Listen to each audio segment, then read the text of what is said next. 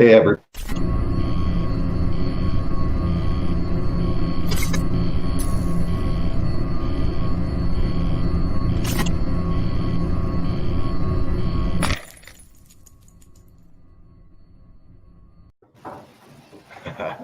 Hey, everybody. Welcome to SITREP.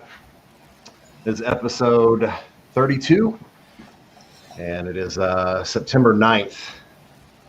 And yeah, Ian, you still alive? Yeah, I believe so. That was we tried some fancy stuff this week. We got some bugs to work out. Yeah, we got to figure out how to get the intro in there to start with. Yeah, but man, a lot of action in the chat room already. How's everybody doing this week? A lot of people in there. They probably just came to see Tom Dunn. That's cool. Hey, more the merrier. Yeah. Well, I had a crazy week. What about you? Mine's been pretty normal, but yeah. I survived coronavirus. I heard. I'm just kidding. I don't know if I had it or not. I was sick for like a day. My wife used holistic medicine and Indian secrets and stuff to bring me back to 100% health in one day. She's an amazing woman. And I'm going to say that it was coronavirus and I beat it in a day. So everybody's going to be like hitting you up. Like, how did you cure coronavirus? Well, the sad part is, man, if you get sick, like I thought it was sinus stuff, you know, it seemed to be allergy related in the beginning. But then if you get a fever, like anything, it means you have coronavirus. You know what I'm saying? Like, it doesn't matter. Any kind of, did you have fever? You did. You had coronavirus, you know? Like, I mean, that's what everybody's saying now. So it was kind of like when I got a fever after I had like a massive sinus problems and pollen count like through the roof and all this other stuff was going on. All of a sudden, it was like when I had a temperature of 100. Somebody's been messing with my chair. Oh my God, you have coronavirus. It's like, what? But if I did, I kicked the crap out of it. So your wife did. Yeah, my wife did. Well, see, she told me, you're gonna take everything I give you. I'm like, okay. And it really wasn't that bad. So hey, whatever. I feel great, and I slept a lot yesterday, and that was it. That's all she wrote. I'm good to go. And my oldest daughter got in her first car accident and flipped her car without a scratch on the car and her. So some amazing angels were there for that. Praise God. But yeah, and my grandfather died. So a lot of stuff happened in 5 days or 6 days, you know. So all's well though. Yeah, my week was not as nearly as eventful. I'm becoming a linenite though. I have a pair of linen pants. Dude, I'm not kidding. I ordered some linen stuff online like right after the conference because I'm going to try it out. I'm going to do an experiment. So it hasn't got here yet, but yeah. These are like, I don't even know what you call these, spants or whatever. They're like come to like the middle of your shin. But dude, you were supposed to buy the linen from the guys department. Oh, I thought it was in the women's. What the heck are you talking about? I don't know, but they're comfortable, man. I'm wearing them right now. They're awesome. Just prove it. Yeah, are they long johns? They're white. Oh, no. Yeah, I was thinking something completely different. You said spants. Oh, are they like capris or something? Yeah. Oh, okay. You look like you're wearing like some of Ducky's clothes. Yeah, that's what I feel like. Dude, when I was looking at some of the stuff too, they were showing us some, or they had like all the little pictures of the different kinds of pants, and some of them looked like ninja pants and stuff. And all I could think about was Ducky wearing. I don't know where he buys those clothes from. I don't know. Maybe he got them in the Middle East. I don't know, man. But he was like, "These pants are really nice." And he was talking to me about it at one of the conferences, and he's like, yeah, these are like the most comfortable pants ever. You should get you a pair. I'm like, I don't know what those are called. They were like a peach color. I don't know like a peachish orange or faded orange. I don't know, man. It was a really weird color too, but they did look soft. Yeah, this show took a turn. Guys. Harem pants. Yeah, they are like some Aladdin pants, man. Hey, you leave my pants alone. Yeah, I need some linen sheets. Yeah. I'm down with the being a linenite thing. And I think it's always fun and challenging to go look for specific things at the thrift store. So I haven't been out yet. I'll go thrifting when coronavirus is gone. Yeah. I'm just kidding. Yeah, if that's ever going to happen. I don't know. I don't even know if thrift stores are open where I'm at. So what's new? See anything? Nothing's really changed, like news-wise, that I've seen. No, nothing's changed. More asteroids are headed towards us to wipe us off the face of the earth. Yeah, that's it. There's nothing else going on, I don't believe. Trump's nominated for a Nobel Peace Prize. There's that.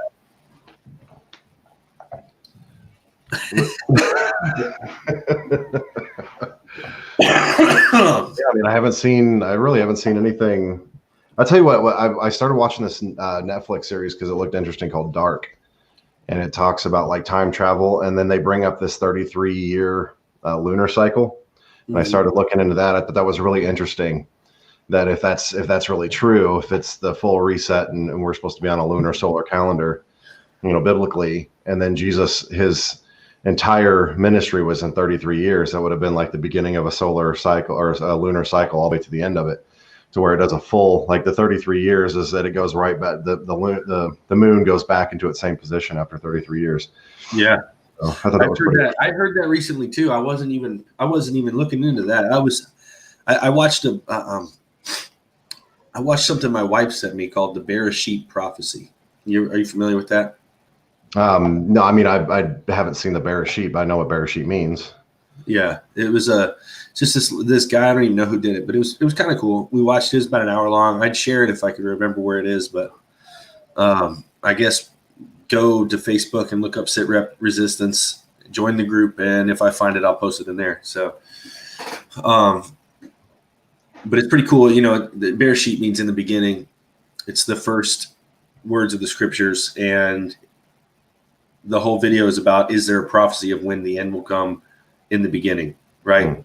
Does he give that prophecy encoded in within the first words in the beginning, right? Because it says he tells you the end from the beginning and all that stuff. And so it's pretty wild. The conclusions are, I mean, I'm going to tell you the end, but it's really cool to see how they figure it out and everything, because it's really amazing how complex and organized the scriptures are and the Hebrew language. So their theory is and a lot of this lines up with Skiba's charts on that our calendar's actually 3 years off, from when they switched from Gregorian to the Gregorian calendar. We lost over the last couple centuries, we've lost 3 years. So it all lined up perfectly. And they're saying that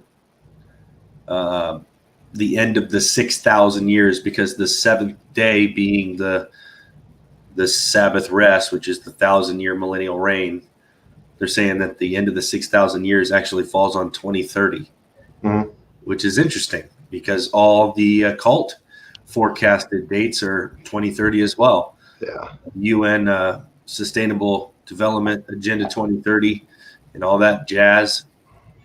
So did I tell you? I told you about my timeline on that, right? The 2 week, the seven, the every day is 1,000 years, and it lines up to 2 weeks. The second Sabbath is the 1,000-year, or the sixth day, and then there's the 1,000-year rest again. But it does say biblically. My timeline showed we were about 300 years off. But there's the passage that says that he'll speed up the days, And when I was talking to some people about this, I'm like, how many of you guys felt like, over the last 30 years that time has like gotten faster? Like, an 8 year or like, something that would taking you 15 minutes now takes a half an hour or whatever. An 8 hour day seems like it goes, like it seems like time is sped up, because all you have to do is, if you're God, is just speed the sun, moon, and stars up. You know what I mean? And that's how we judge all of our time, through the atomic tick and whatever. But yeah, it wouldn't be anything for him to speed up the time. But yeah, I thought it was an interesting thing. Well, another thing that I saw that was really cool was in Bereshit, in the Genesis 1:1 was in the beginning God created the heavens and the earth, and in that He created, in the beginning is time, right? So you have time, then He created heavens, which is space, Yeah.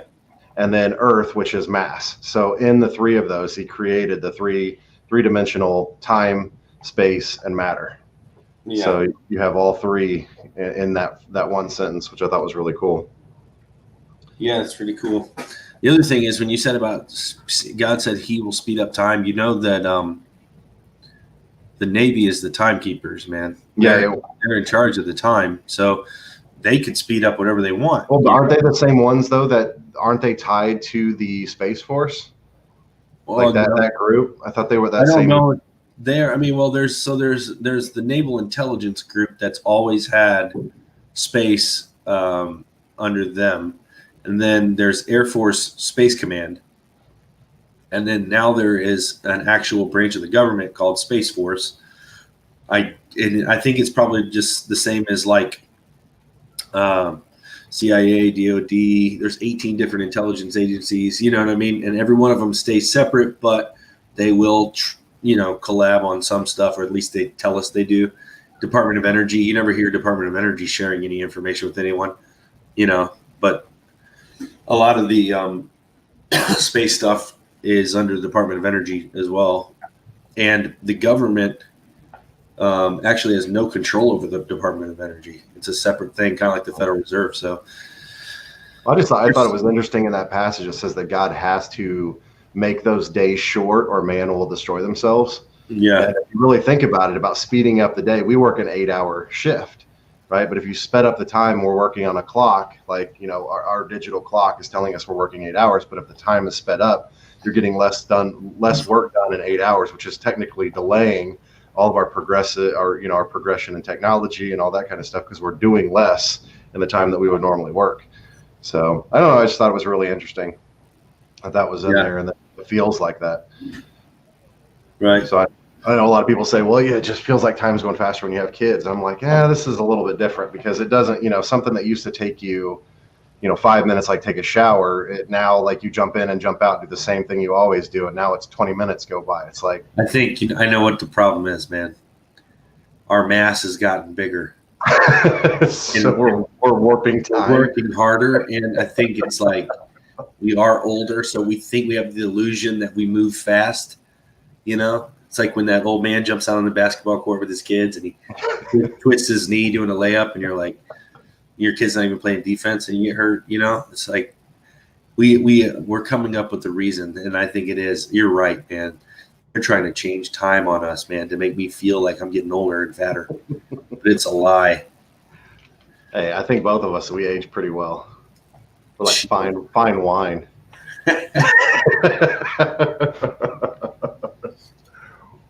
Oh, fine. That's something about you. You aging backwards. You're like that. What's Benjamin, that button? Yeah, Benjamin Button. Oh man. So we got. Hold on, Chance. What's the Department of Energy tactical team look like? What exactly are they responsible for doing? You have 4 seconds before I make up something. It's weird. Yeah, it's real. He said he almost joined the tactical team of the Department of Energy. Department of Energy tactical team when he got out of the Army. It's fascinating to know that there's so many branches of government and little arms of the service that no one's aware of. Like Blackwater. That's what I was going to say. It sounded like they were contractors. That seems like a lot of government work is being contracted. Yeah. You haven't seen Shadowgate. Yeah, no kidding. Go watch Shadowgate for real. Meter readers with ARs. Hey, that'd be really fun to make a spoof off of that Department of Energy tactical team meter readers, man. Oh, that'd be hilarious. That would be hilarious. Got Chris in the party. Man, who is this clown? He's over here, shouting out people that aren't even in here yet. Yeah, so we're waiting on Tom. He's running a little bit behind tonight, so. No, actually, he's not behind. He told me he was coming in late. He said, I got things going on at home. You're interrupting my home life. And I was like, sorry, man. Has to be done. We got some cool things to talk about with Tom Dunn. He is the leader, the founder or co-founder, active director of Through the Black Ministries. You know about Through the Black if you're part of this channel. We are the resistance. So we love Tom. We love everything he's about. We're both products of Tom's ministry in some form or shape, or whether he's influenced us or we're part of the teams. Tom plays a huge role in. I'm not of Tom. I'm of Jared. Oh, okay. I'm not a Paul. And we've been trying to get him on for a long time. The guy is like super busy all the time. Yeah, he does his own schedule too, and that's the problem. You'll find out when he comes on here. No. If you know him, you know why. He's hard to get a hold of. Yeah, he's funny. We got some crazy stuff going on in the news. We're going to be talking about the what the heck's her name again? I just forgot what her name is. Melanie, what is it? Bannister. Hold on, I'm about Bannister. Yeah, Melanie Bannister. The Melanie Bannister case. If you're familiar with the Hampstead case, it is our very own Hampstead case here in the U.S. And it's really unbelievable. And it's time that we start talking about something and doing something about things going on in our own country now. You know, we've been ready for something like this to pop its ugly head out for several years now, and now that it's here, it's time to get into action and mobilize and do something about this, and at least raise awareness. So we want to talk about that with Tom tonight, and some other matters of real dark news. I was really surprised that when we talked about this morning and found out that she was arrested and held in jail here where I'm at in Indiana. Yeah. And this happened about 6 months ago, and I never heard a single thing about it. And I usually have my ear to the ground on this kind of stuff. So that's kind of tells you how the media and everybody has kind of swept things like this under the rug. But, it was one thing somebody posted up. I don't remember what group it was on Facebook. They were like, are all of these pedophiles and these kids that they're finding and this and that, is this really Trump like doing all of this? And I'm like, I think what's end up happening is just like with COVID, everybody who dies now is dying of COVID. It's like everybody that they capture that they usually don't talk about, or that they arrest as tied to some pedophile ring, they're throwing them under the bus and saying, look, we're doing something good over here. So this stuff has been happening all the time. It's just now the media has been focusing on it because it's become such a hashtagable word, is this, this pedophile stuff ever since Epstein. So the things that we've been talking about, and this is something that I think we should talk about a little bit with the conspiracy community. When you start looking up stuff because it's become popular, you're just trying to get into it, and now it's buried. Like if you go and try to type in, something like I was even just talking about that 33-day thing. When I tried to look in the 33-day solar or 33-year solar cycle, because of that series, it's now buried under hundreds of pages of Reddit forums and stuff of people talking about the TV series. And we see this happen a lot. What was some of the examples that we've talked about, Ian, where a TV show comes out or a movie comes out, the CIA drug running one with what was his name? Tom Cruise. Yeah. You got to look up information on that now. All it is it just it pulls up that movie. There's so many things that they have come out with that they come. It's like, why they come out with these movies that tell so much truth? Well, they literally bury the truth with IMDb and people's reviews of a movie. And then when you go to talk to somebody about it, and they're like, "Oh, I remember that was in such and such movie." That's not real. You're just being fantasyful of something that you've seen on TV or whatever. Yeah. Hey, Simcoder in the chat. Good to see you, bro. We're definitely going to have to get you on to chat on here when we do. We're going to do some crazier topics here in a couple weeks. And I'm interested in talking to you about some Lockheed Martin and some other crazy stuff that I know you know about. Yeah, there's some definite ties there. Good to see all these people in the chat. What's up, Chance and Haley and Jason and Chris and Plain, Rin, bunch of people in here.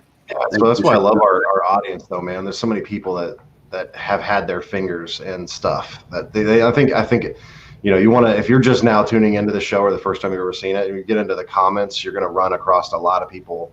The stuff that we're talking about is you got people that worked in these fields and saw these things firsthand. You know what I mean? Like, I think it's awesome. Yeah. Guys, we are, I don't remember if we told this last week or not. We're turning this show into a podcast as well.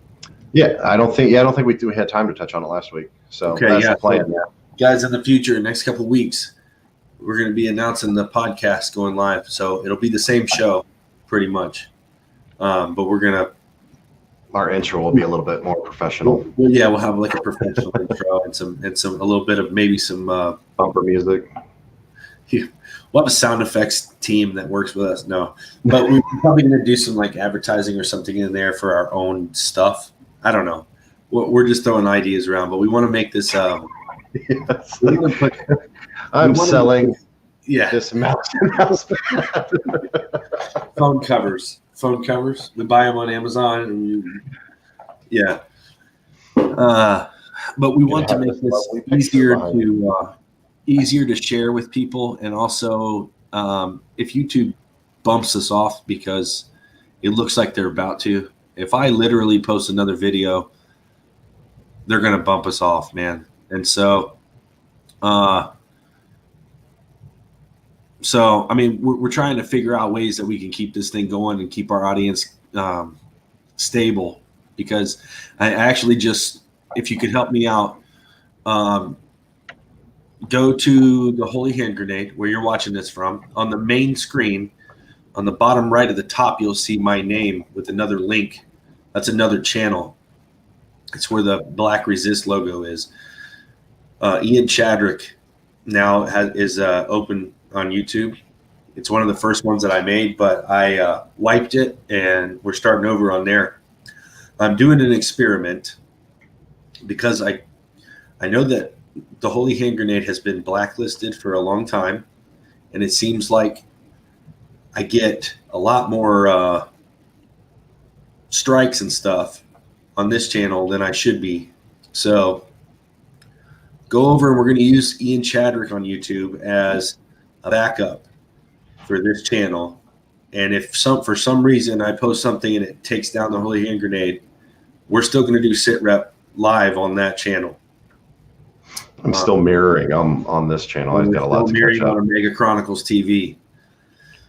But just in case we get disconnected, we don't really have a website or anything like that. And a lot of you guys are friends with us on Facebook, so that's cool. But make sure you go subscribe to the backup channel at Ian Chadrick on YouTube. I don't think I have any content on that site yet. But I'll tell you what, I was going to put up the special episode we did for the Take on the World conference. I was going to load that up on this site, but I think I'm going to load it up over there. So if you haven't seen that, or maybe you want to watch it again, that's going to be the only channel that it's up on. I'm just going to load that up on the backup channel. So go subscribe if you want to see that. Subscribe anyways, help us out. And pray for us that we don't get this channel taken down. There's a lot of good stuff on here, and a lot of morons working over at YouTube. So That's a bad combo, right? Uh, you say it, plane. I can't say it. Planes over there dropping bombs. Yeah. It's a no-fly zone, man. Man, this is so weird, dude. Like, I'm the one that's like really red today, and you're the one that's really pale. What's going on here? You got too much sun working out, I guess. I don't know. But yeah. Yeah. Anyways, not much going on other than all that. Chris said it too late. It's already scheduled on their channel, the drop. Yeah. Well, you can watch it on Taking the Watch TV. That's okay too. Yeah, Chris, I'm working on doing the unedited version of my presentation. I'll get that to you as soon as I can get that all re-spliced together. I'm gonna do a late night show myself where I only use curse words.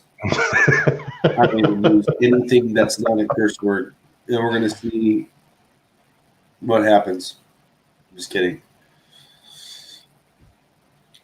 I said you're not popping up under Ian Chadwick on the. You gotta be. Oh, that's because you put 2 D's in there, bro. Try 1 D, my boy.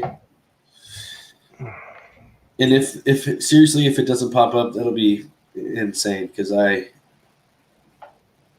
don't know. Go figure, right? I'm just trying an experiment because I feel like I don't know. I should have more than 2,300 subscribers on this channel. It's just nuts.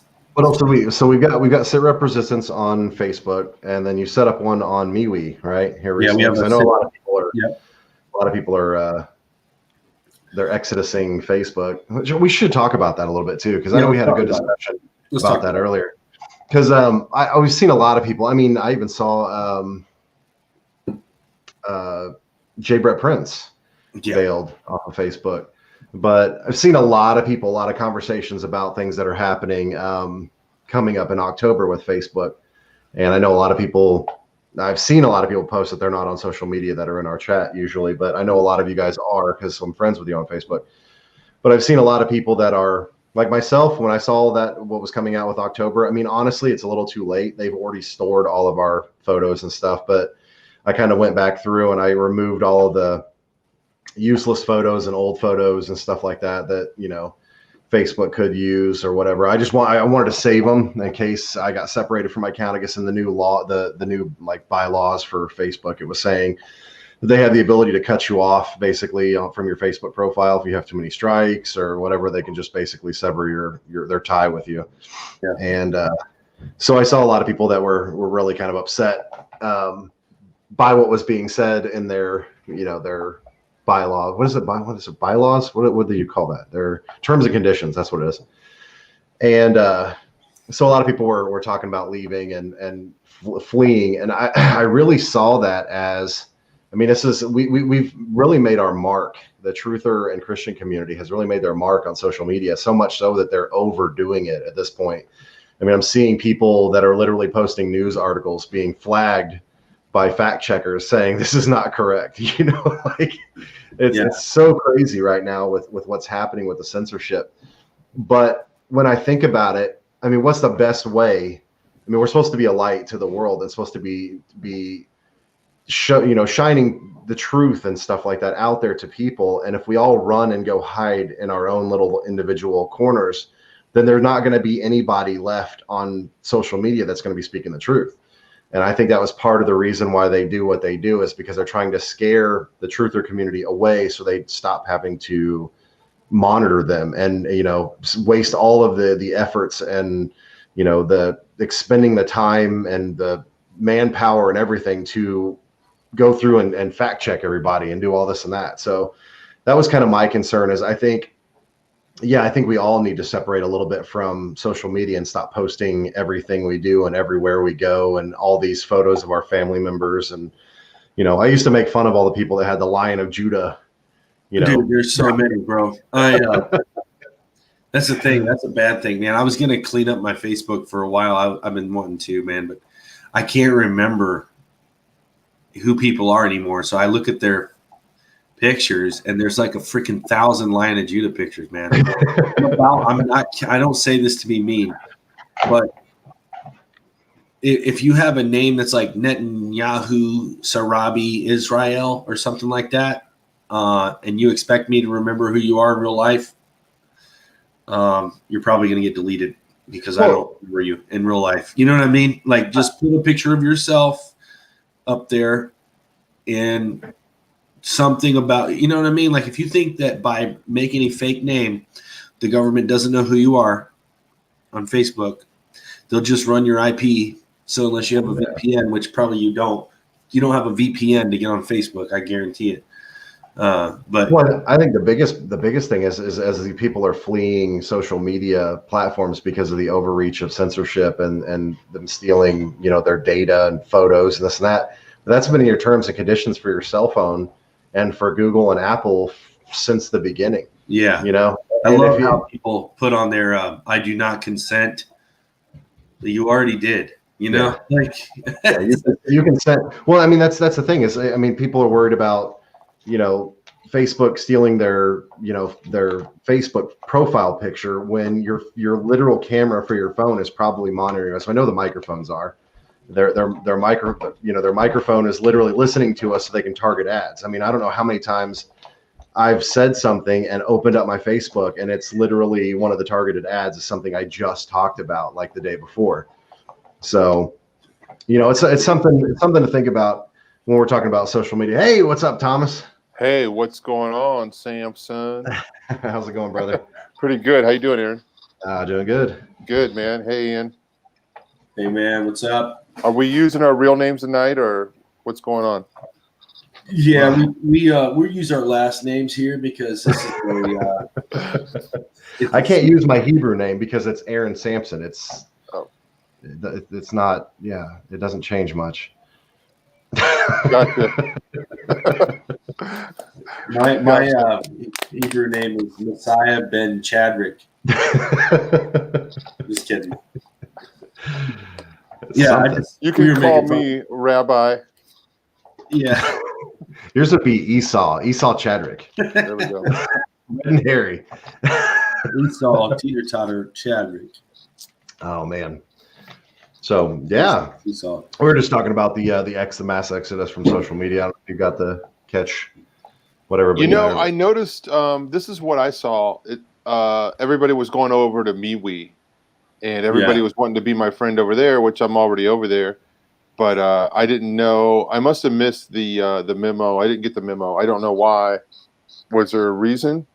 Yeah, there's some new terms and conditions for Facebook, and that they're posting about. In October, I think it's October 6th or something that's going into effect that literally they can sever you from your account if you're, banned too many times and stuff.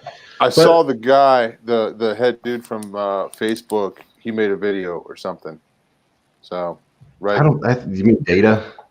That guy is not real. I swear he's a puppet on a stick, man. That's good. Yeah, no, he does remind me of Data. Yeah. It's like that. What's that robot that they had going around making a circuit that was like the first android to be, given us civil. Oh, Sophia. Yeah, that's what I really think. I think behind the table, because I don't see him walking around anymore. He's just a robot from the waist down. It's just a puppet on the top, and he's like, "I am Mark Zuckerberg." Hey, speaking of android robots, has anybody seen the trailer for? I guess it's an HBO series called Raised by Wolves. Yeah, I've actually already watched the first 4 episodes. It's pretty crazy.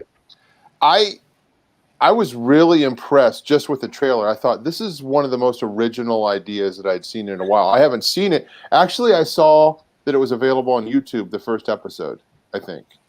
And I almost watched it the other night, but I just thought it was one of the most original ideas for, some kind of a science fiction thing that I've seen in a while. And looking at the trailer, it's, I guess they kind of leave it and just, you can't figure out who the villain is. You know what I'm saying? Yeah. So. Yeah, it's definitely, I mean, it's weird. I'll send you over my HBO Max password. You're going to watch it. But, yeah, I mean, it's pretty weird because it's based on this idea that the planet Earth eventually gets to this point where there's a religious sect and then an atheist sect, and they're battling, and it's a war that happens that basically destroys the planet, and they have to seed another planet, and there's two different ways that they choose to do it. One of them was through what they called the Ark, which was they sent 1,000 people on a ship that took like 14 years to get where they were going. And the other one was they sent a pod that had two androids on it. One is called Mother, one's called Father, and they have a way that they were able to grow kids. And that's kind of like how the first episode starts off is one of them gets there and starts, creating these kids, and it's a real harsh environment and a lot of crazy stuff on there. But yeah, it's definitely pretty interesting. Yeah, it looks interesting. It's hard to keep my attention, but that looked like that might do the trick. So interesting. Okay. Sorry, I thought it was safe. I thought it'd be safe to go down some rabbit trails. So yeah, it's definitely safe. Have you seen have you seen the show Orphan Black? I have not seen that. I've seen that show is one of the best shows, man. Really? And the best acting, dude. It is. It's an older show, so I don't think they're still making it, but it's only been over for a couple years. It's 5 seasons, I think, but the premise is a government experiment. They make clones. Mm-hmm. They make one called Eve. It's an Eve project where they're making chicks, and then the Adam project where they're making the men. But the men are trained to be warriors, right? And like secret black ops type dudes. And they're a government experiment. There's only a handful of them. The girls, there's only a handful of them too, and they were made for something else. But one of the girls finds out because they put them in different stages, like and different environments to grow up. They find each other somehow, and they realize that there's a bunch of them. They all have specific skill sets. And as you get through the seasons, you're into genetic mutation type stuff. You're seeing like this. There's a group behind the scenes named Neolution, and they're all about transhumanism. And their leader is supposedly 175 years old, and he has like the fountain of youth and all this different stuff. But it is a awesome show. Lots of action. The girls, the girl plays all 8 clones. And they're all different personalities, you know what I mean? And it's really cool to see that, because you're like, man, how does one girl make 8 different characters so likable, And they're all completely different. It's really fascinating, but, it kind of makes me think about multiplicity in a way, Sometimes when they show you these clone things, we think it's far-fetched, but, a lot of this stuff is actually sometimes all in one person. And I've seen some really compelling evidence lately about the side-by-side comparisons of people and what they used to look like Bill Gates and his wife. And, we were just talking about Mark Zuckerberg. If you look at a picture from them, I don't look terribly different from what I did 10 years ago. Other than my hair and my beard, you know what I mean? Hey, I know it's still me. I can look at pictures and I'm like, okay, I'm still the same guy. Yeah, there's some people with some drastic changes, the way their earlobes are, their teeth. Yeah, it's like, this is not the same person, And I think they started it back. I don't know if you guys remember back in the late 90s, early 2000s with Avril Lavigne. There was a whole rumor mill going around that she OD'd at 16, and so they found this other girl to replace her that looked just like her. Because there's a whole lot of and they both suck. No. That's funny because, it reminds me of the whole Paul McCartney, rumor. Yeah. It's amazing that, the myth or the conspiracy theory. It's amazing they found somebody to look so much like him, and the guy can still write hits, man. It's like. Well, but that makes you think, though. I worked in the music industry as far as knowing and understanding music, and I know you did too. A lot of those people, they're not writing the songs anyway. So all it really is they're a figurehead, Yeah. You get up. We saw all throughout the 90s, there were so many people that they weren't even singing, like Milli Vanilli and stuff. And they had all these live performances. Britney Spears was caught doing it.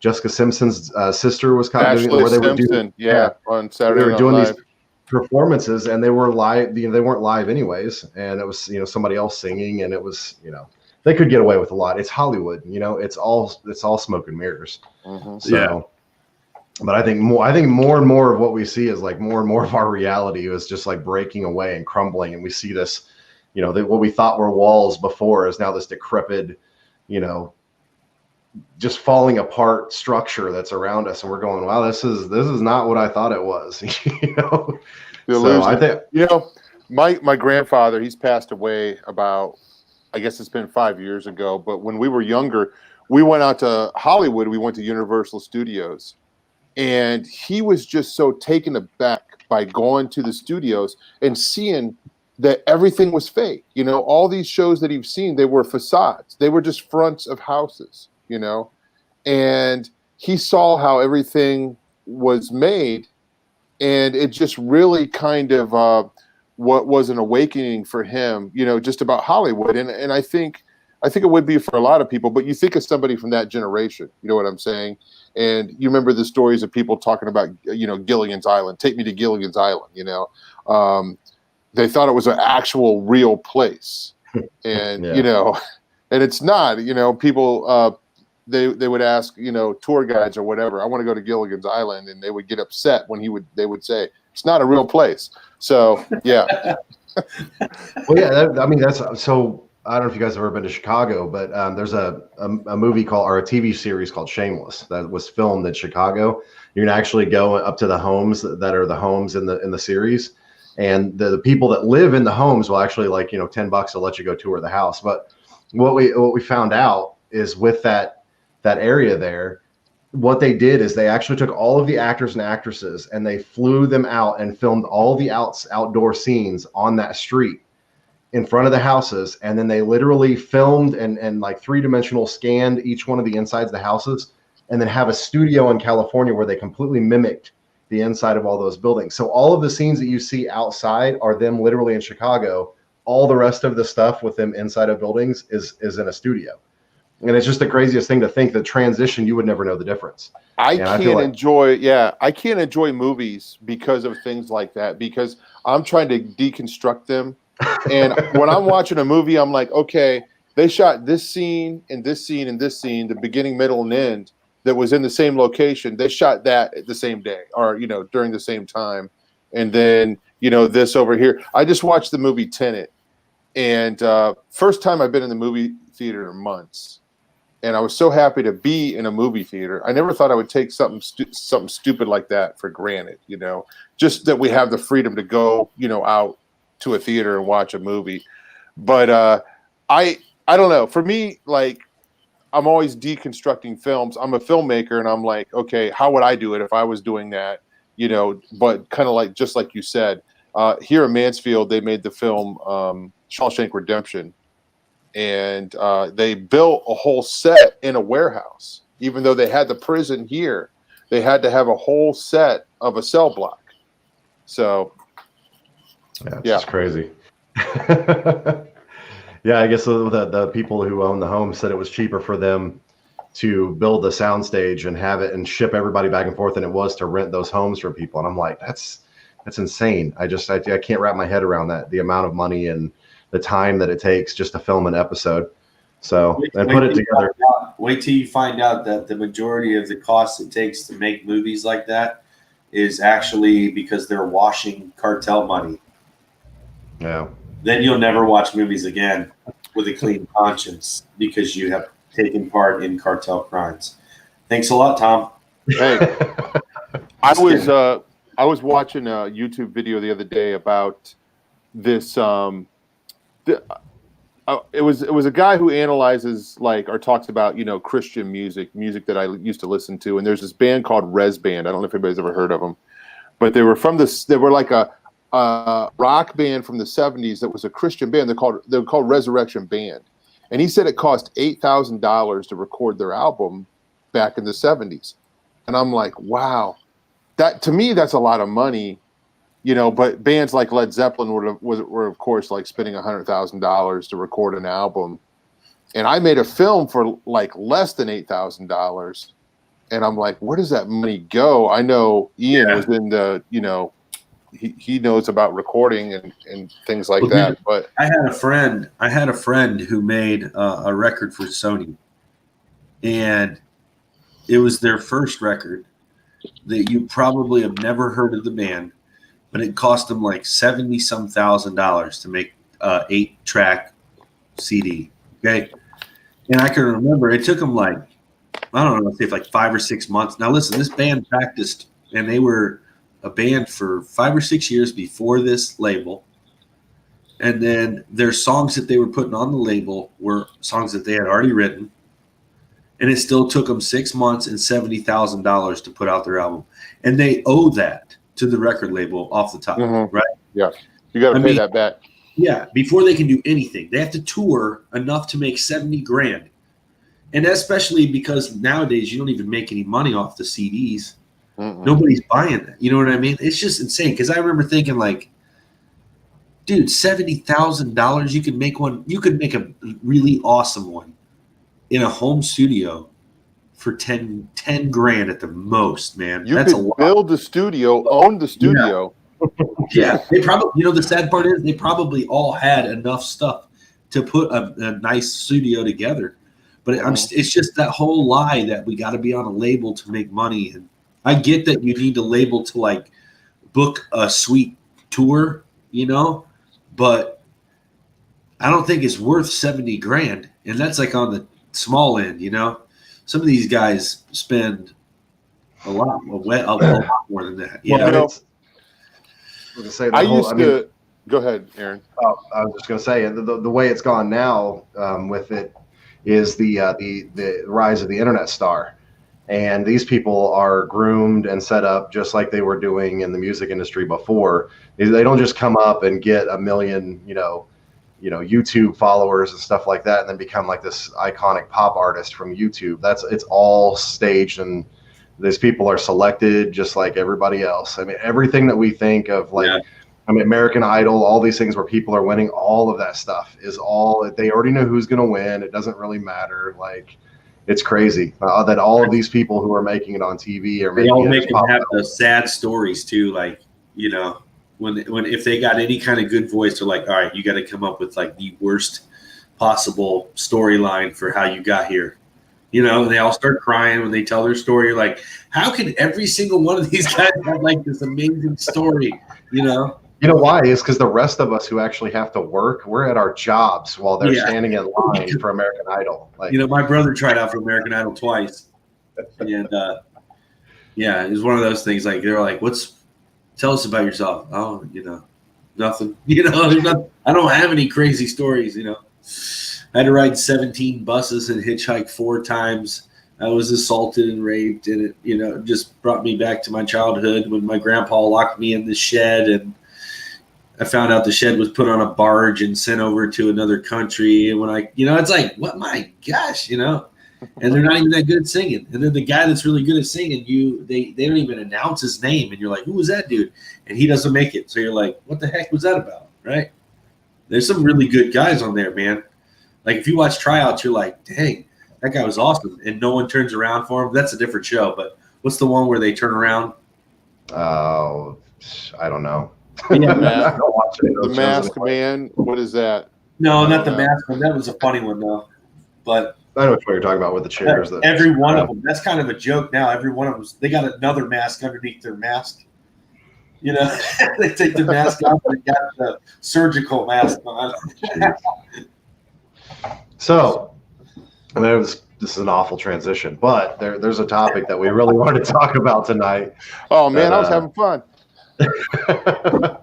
Ian just told me about this today, and so of course with me, I go and like deep dive, and I found out that she was being held here in Indiana, where I'm at. I was literally in the town where she was being, and I may still be. I couldn't find out any more information where she's at currently, but she was literally in the town, 5 miles. I actually drove by the women's prison that was in Hendricks County, here in Indiana, where she was at when I was working today. So it was just pretty crazy, but. I really want to get everybody on board with this because this is a really,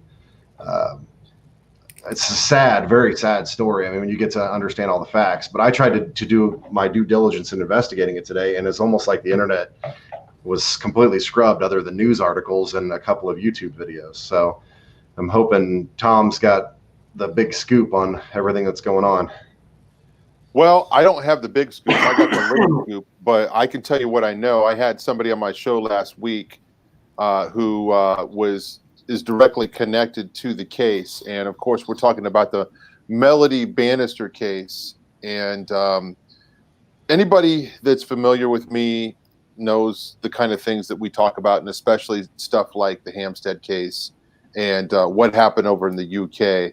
So the Melanie Bannister case is very similar to that case as far as the details are concerned about things that happened. Okay, last year her children disclosed to her that they were being abused, that they were being taken out of the house in the middle of the night. She has 4 kids, three girls and 1 boy, and she went to CPS. Her first mistake, but she went to CPS and asked for help. And they said, these kids have wild imaginations, okay? Then I think she went to law enforcement. No help from the law enforcement. They weren't willing to investigate. And these kids were giving a lot of details. They were saying who was doing what, where they were doing it, the Red Barn across the street, and what they were saying, and just a lot of details, okay? And just about what was being said and conversations that were happening and all of these things. Well, Melanie Bannister, the mother, could not get any support from CPS or law enforcement. Again, just to remind people, what CPS says is these kids have vivid imagination. Okay, so she had a vacation coming up, and she took that vacation. And she never came back from that vacation. She took her kids along with her, and she did, I think, what anybody would do in that situation where her kids are asking for protection. She went to Georgia, and during her time there, she acquired a lawyer. The lawyer's name is Sam McClure. Yeah. So Sam wanted to make sure that he said, this is kind of sounding crazy, so I want to make sure, I want to cover myself, and I want to make sure that everybody is, okay, this is true, and that these kids aren't making this up. And he hired Carol Lieberman, I don't know what the relationship was, but Carol Lieberman, a psychologist, interviewed the kids, okay, spent hours with the kids and made a 23-page report endorsing the kids' testimony, saying these kids experienced these things and that what they're saying is true, okay? So Melody's still on the run, and just as you mentioned, Aaron, she ended up in Indiana, and that's where federal marshals showed up, I think at a gas station. There's a video out there somewhere, and they arrested her. And there was a local Virginia.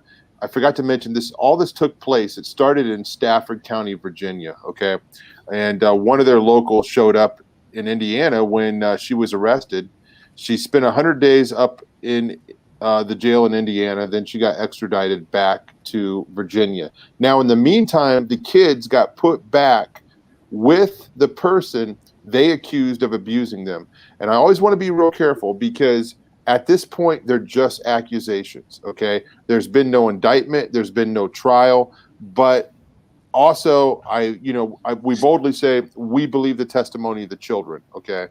And we believe that they're telling the truth. So she's there in Virginia right now, and she is awaiting trial on Monday. And I don't have pulled up, and I'm going to try to pull it up while I'm talking here, but she's awaiting trial on Monday for making a false charge. I believe that's the first thing that she's dealing with there. So let me see. Filing a false police report. Yeah. Okay.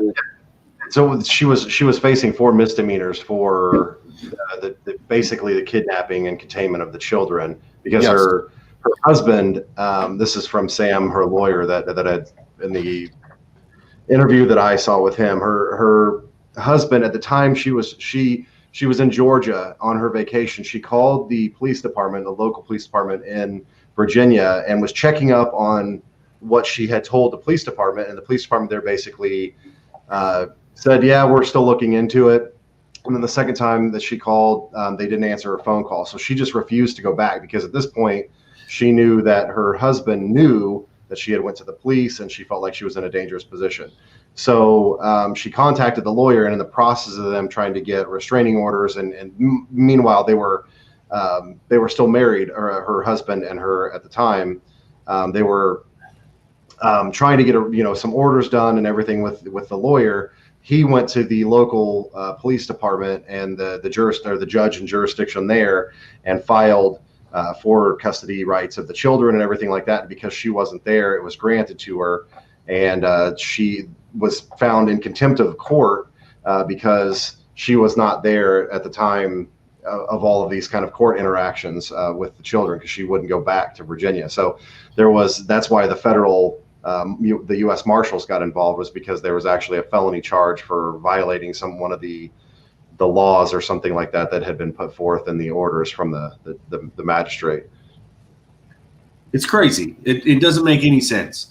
Any one of us would have done the same thing and ran with our kids. It's just unfortunate that they were able to make this the way it is. And I get the laws are there for a reason, and to protect children, to protect children from bad parents, from kidnapping. But what I don't get is they were not willing to look at the 23-page report from the psychologist. And I don't get the initial, these kids have vivid imaginations. I struggle with that, and no support, no help from the police department. So, and there was a video that dropped yesterday from the attorney. I don't know if you saw that one or not, Aaron, but he mentioned that Melody turned down a plea deal, and I forget the reason, was that it was a compromise, and they didn't want to give the details of it. She would not accept that plea deal. There was some kind of a compromise in there that she was not willing to make. So, but we don't know what that is. Anyway, she's facing those charges on Monday. Okay. Interestingly enough, her birthday is on Sunday. Anyway, here we are. We're in the United States, and we want to bring attention to this. Okay. And we're reaching out to anybody that is in that area of Virginia, in that area, the East Coast, out there. It's close to Washington, D.C., that wants to join us on Monday, because a few of us are going down there. And, I say a few of us, Pastor from Virginia, another friend, Jason Broadway from North Carolina, are going to show up. And we're asking throngs of people to show up. Hey, we want to rally. This is a rally for innocence. We're going to pray for Melody. We're going to support her, but we're going to have church there, and we're going to do evangelism. We're going to do prayer. We're going to do research. We're going to look for more whistleblowers. There have been people that have corroborated the testimony of the children. Okay. Now, I want to mention real quick that millstonesforjustice.com, and there's a blog post that Melody wrote before she was put in, before she got caught. And it's a blog post, Millstones for Justice. If you type in a search engine, Millstones for Justice, those are the first two things that come up. And they give all the details of the case. They have the videos by Sam McClure there. And it explains in detail the things that we're talking about. But we're going to be down there Monday, September 14th, and we're going to be down there to pray. We're going to be down there again to do evangelism. Just do our thing and stand up for Melody. And we want to bring attention to this because it's getting ignored. Yeah, and it baffles my mind. Like, if you go and look up right now about the woman who's suing President Trump for defamation of character because he denied her rape allegations, but you have the media and everybody who hates Trump will believe any woman that has come out, when several of them have been shown to be liars. And we see this across the United States. There have been multiple cases of men whose lives have been ruined because of false rape charges, and they automatically believe it. This was the whole #MeToo thing. Was out there believing anybody and everybody. Not to say that it doesn't happen and it's not a problem, but that kind of idea is already in place for women, that there is sexual harassment in the workplace, that there is, the casting couch ideology in a lot of businesses and a lot of media and, Hollywood and the music industry and all that kind of stuff. But when a child comes out and says something like that, we immediately disregard it. And we've seen this happen time and time again, even though we're fully aware there's things like Epstein. I mean, every day I'm seeing new posts about 6 kids rescued from here, 8 kids rescued from Ohio, or 12 kids rescued from Arizona from these kids. They were kidnapped and put into sex slavery. But this stuff happens, and if you look at the statistics psychologically and human sexuality, they talk about all of these statistics of children who are raped or molested. Most of the time it is somebody that's in the immediate vicinity of the family, and we never trust the children. Like, this stuff just goes right under and gets swept up under the rug. And I mean, not to say there's not more to this. If I remember correctly, with the Stanford thing, they were part of a religious organization, and that's tied with a lot of these people. And I think the kids said that there were a lot of older men there that were meeting in this barn to take part of these children. This may have something to do with the sheriff and why some of the people really took this and kind of were trying to cover it up. So they may have been participators. You're right, and we don't know, and that's why we're asking the question. It's like, this doesn't make any sense. This, has all the markings of a cover-up. And I don't know about you guys. I have 5 kids, and I can tell most of the time when one of them tells a lie. You can tell. It's so easy to tell, in my opinion, when a child is lying, because they're not good at it. Now, when they get older, they get better at lying. They get more experience. They know how to pull it off, okay? And, I've done it. I've deceived my mom. I deceived my parents when I was a kid, and I knew how to do it. And it was – I didn't – yeah. I was good at not getting caught, so I was real trustworthy, So, and you know what? I have a kid now who can look me right in the eye and almost shed a tear and tell me a lie. And my grandfather would say about him when he was little, he said, man, when he was real little, not that he was like, he has a legacy of lying. Okay. I'm not trying to put down my kid, but just, he would make a good politician, someday, because he was just so manipulative as a little kid, but I think it's easy to tell most of the time, even if it's not your kid, when a kid is lying. Okay.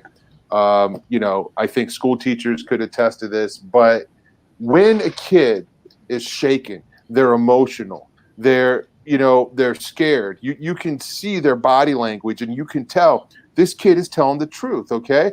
You can look at the Hampstead videos of Elisa and Gabriel, and you can tell that when they're using their hands to describe what happened and what the room looked like and how there was a nail on the wall and the cupboard was up here, okay, where they kept the bowl, where they put the blood in, okay? And they, these are things that weren't coached to them, all right? So that's a completely different case, of course, the Hampstead case I'm talking about.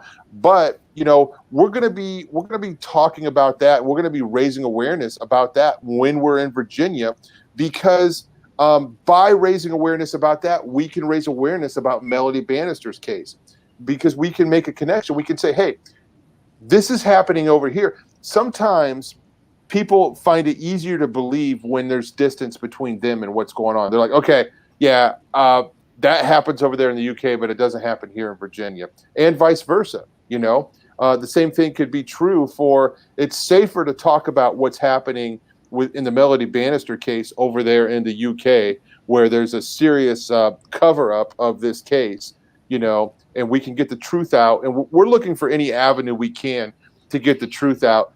Guys, it's insane to me, and I sound like a broken record. I can't believe that it's okay to rape kids. It's just insane to me to abuse them, and then to do it over and over and over again. And then not only that, so you think of child molestation or child rape as a very shameful thing, and obviously when people do it, they try to conceal their actions. But then we have these groups out there who do these things, together in groups. Okay, that's just completely insane to me. It's one thing where it's horrific, the child murder, whether it's a human sacrifice, and we're very familiar with this stuff, and the listeners of this show are very familiar with satanic groups and things like that, from politicians to entertainers involved in blood drinking and cannibalism and human sacrifice. It's crazy. It's crazy to say that, but it's real. It's real. Yeah, it's definitely nothing new under the sun. That's for sure. Yeah. We see this biblically, where even the Hebrew people, and see even the priests. I think it was in Ezekiel's vision where they were underneath the temple worshiping, their backs to the ark, and were worshiping a sun god. Well, most of those Baal and Moloch, they requested child sacrifices. This is nothing new. What they were doing at the bottom of Mount Sinai was they were worshiping to a golden calf. That's Baal worship. That was, they would sacrifice that child to a fire inside of that bull. There wasn't this where this is nothing new, guys. This is something that's been going around for a long time. This is the underbelly that's been festering for a long time, and we're getting to the point. God's not gonna let this happen for too much longer. Thank God that He's gonna come back. But yeah, I mean, that the whole idea of these kids making this stuff up. I've got a 9-year-old little boy, smartest kid. I mean, this kid is brilliant. If I tell that kid to do something, 4.5 seconds later, he has no idea what I just said to him. So to think that you're going to tell 4 different little kids, with varying ages, an entire story, or even in the Hampstead case with the case of the 2 young kids, you're going to tell them an entire story with all the details, and they're going to be able to repeat that back verbatim. Yeah. There's no way. I can't get my kid to Yeah. Go ahead. Sorry, Tom. No. Well, let me tell you something. That happened to me. Okay. This is a very serious thing. This was a very, very long time ago.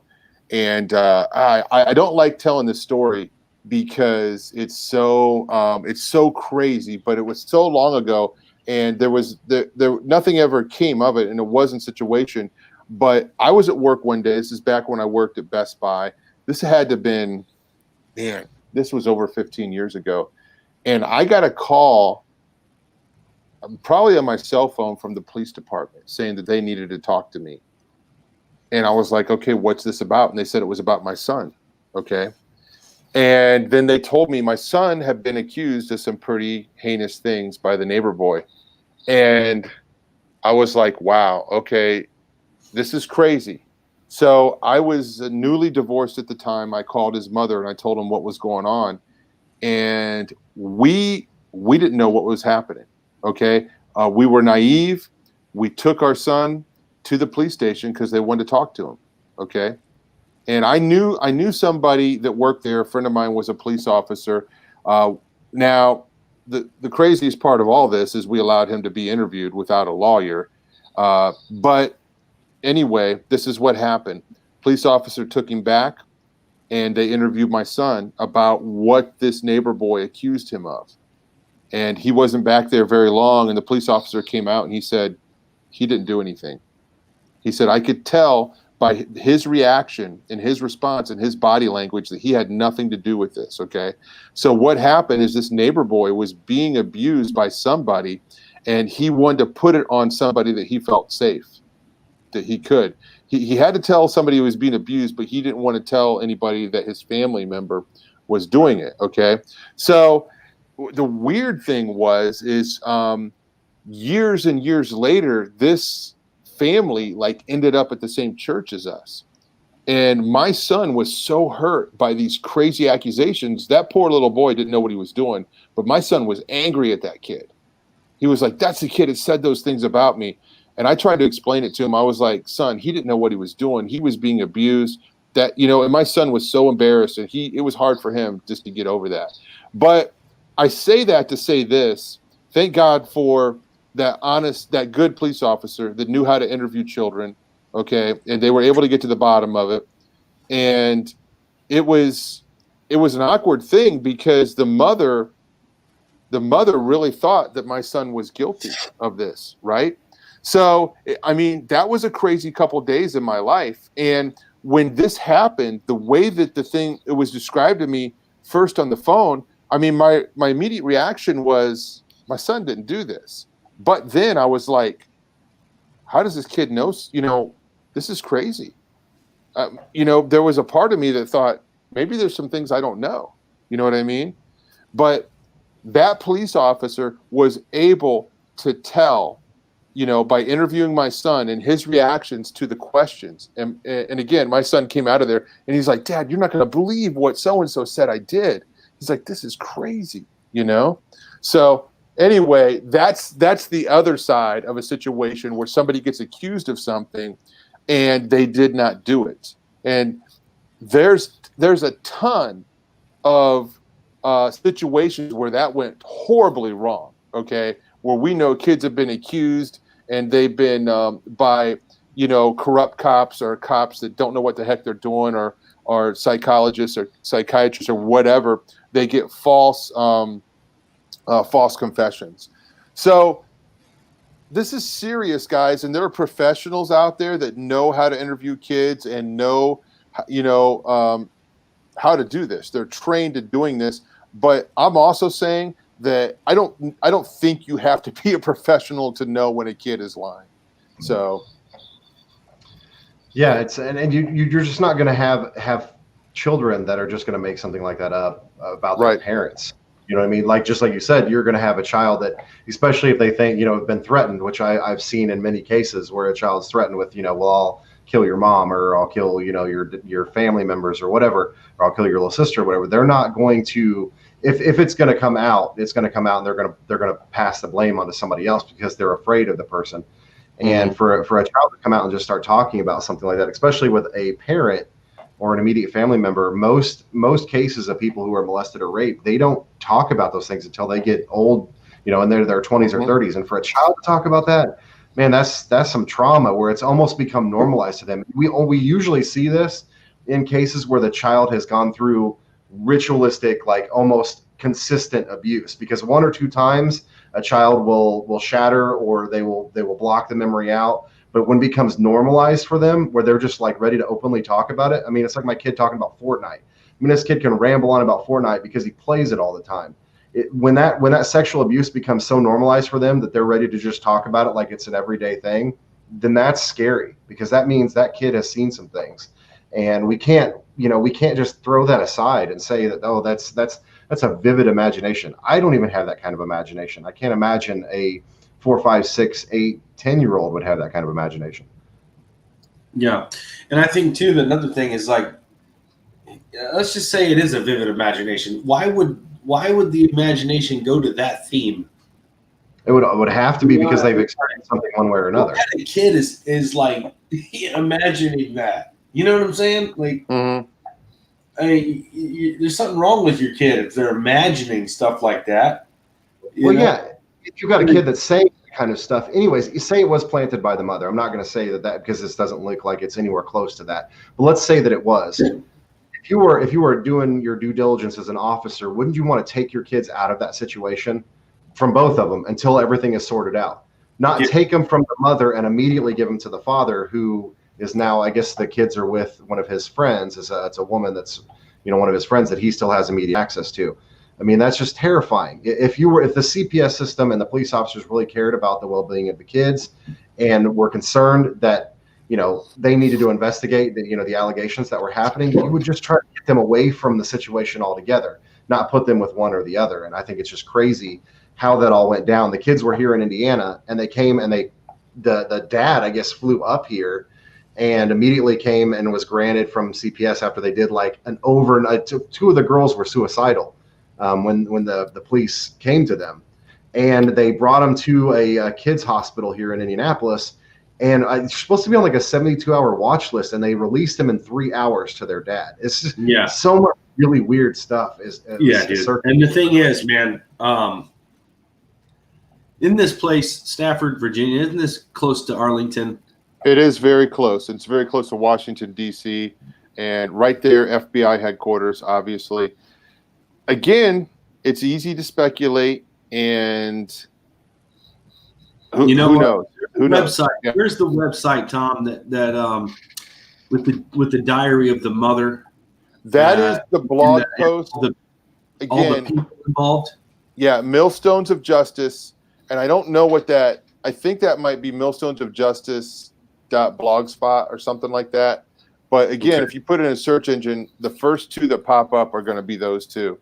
So And there is a list of all of the people who are associated and dropped the ball or maybe covering something up. All of their names and all of that stuff are listed on there, if I remember correctly. Is that right, Tom? Yeah, let's do something about this, guys. Let's go and investigate this. Everybody has access to open source information. So let's see what we can dig up, because I'm about to reach out to CPS and do the CPS that was here that dropped the ball on this. I'm about to go out to their headquarters here and start asking some questions on tape. Hey, let's do it, man. Yeah, it doesn't make any sense that they would be this careless. And I mean, it wasn't a super high profile case, but there's a threat of danger. Okay, so you want to get him out of the hands of the mother. Okay, but like we've already said, to put him so quickly back with the father with these accusations, somebody just doesn't take their kids and go off, running for months for no reason.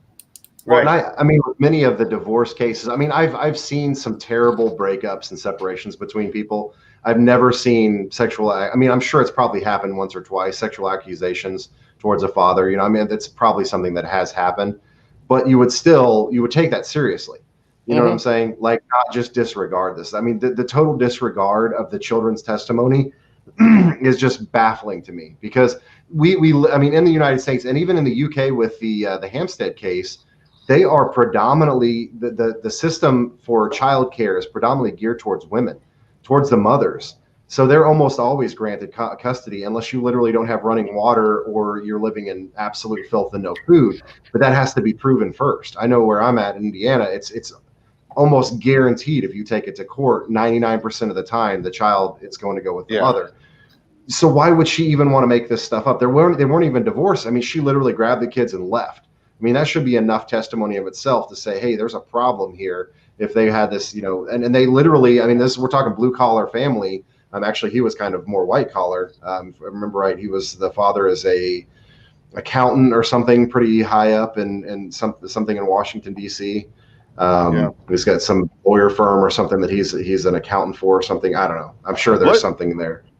If we don't know, let's protect the kids until we can do a little bit more investigation and find out. And man, they had months and months to do that. But again, it looks like a cover-up. When this case broke, I was so surprised at the similarities between this and the Hampstead case. Yeah, I actually called the lawyer back at the beginning of the year. And I just said, hey, I don't know if you know about this case. And I told him about the Hampstead case. And I said, this is very similar to what happened over there in the UK as far as the aftermath, what happened when the mother tried to get justice and there was no support, from law enforcement, from the courts. And again, lost the kids. But one thing I want to mention, because we're talking about the psychology and the interviews and the professionals and all these things.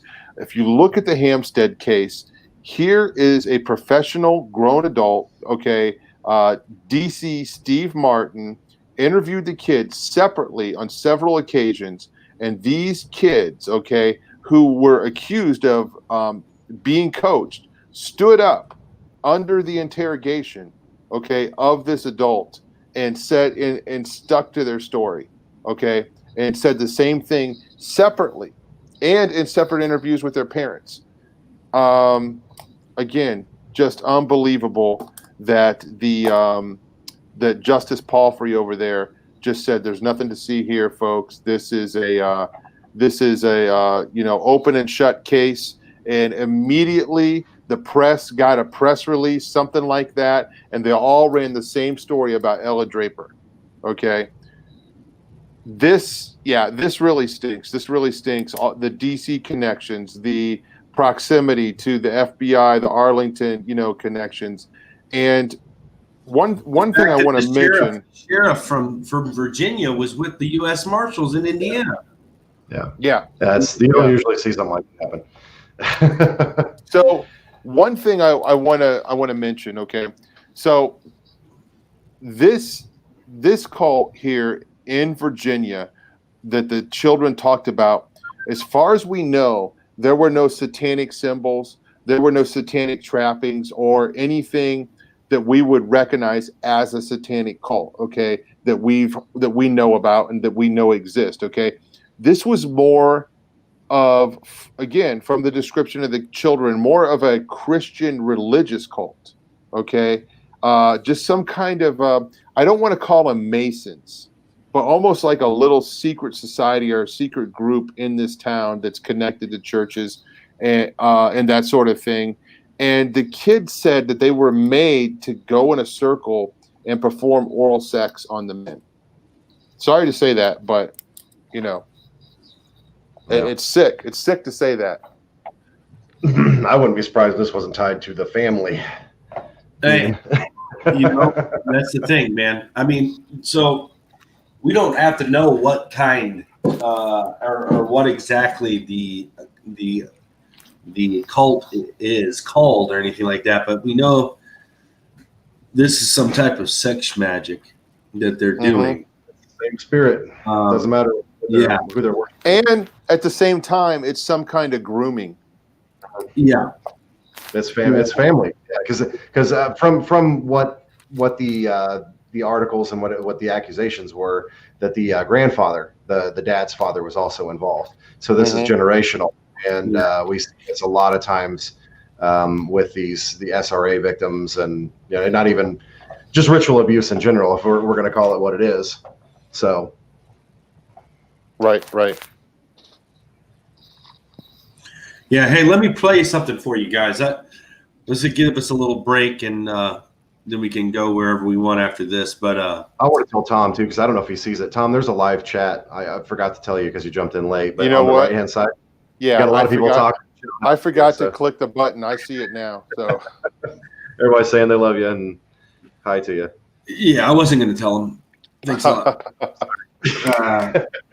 But anyway, there's the Stovers, Amber and Tony. They have something called the Local Refinery. They're made these really cool bracelets, and they came up with this slogan: "Voice, be a voice of innocent children everywhere." And they did some really cool bracelets, and you can buy these things. But they made a little commercial advertisement for their shop. And this month, with the sale of these, they're giving 50% of the proceeds through the Black Ministry. So I thought I'd play this. Let me screen share this, and we'll play this little commercial here. Wow. Okay.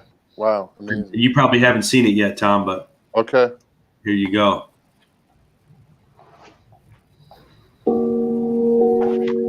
My name is Jessa, and I'm a survivor of human trafficking.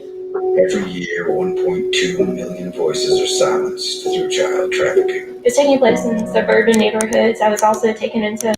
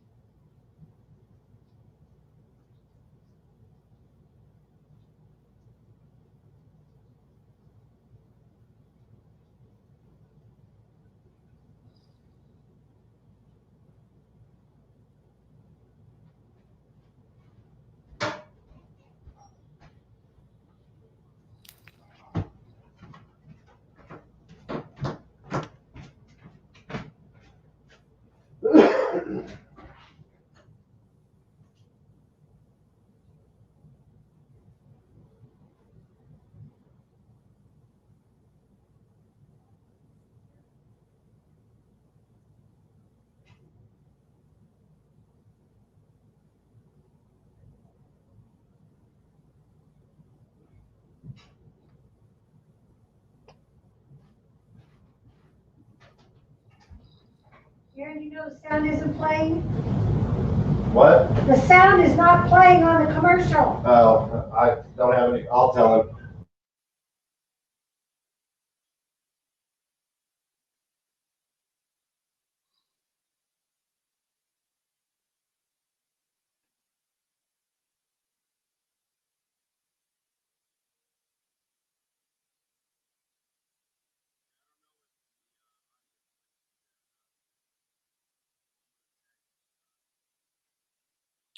Check 1, 2. I got no audio.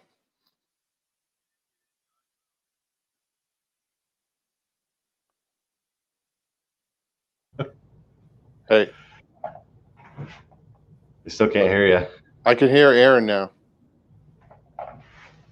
We lost it. We lost his audio. Did you guys hear the audio on the commercial? I did not hear the audio. Yeah, we had some problems with the audio earlier. Trying to get when he would play the audio, it would cut off his screen and then it would start playing audio. So Okay. Well, wow. I don't know. I'm impressed by what I did see. That's awesome. I'm going to. I guess I want to find the link so we can let people know about that as well.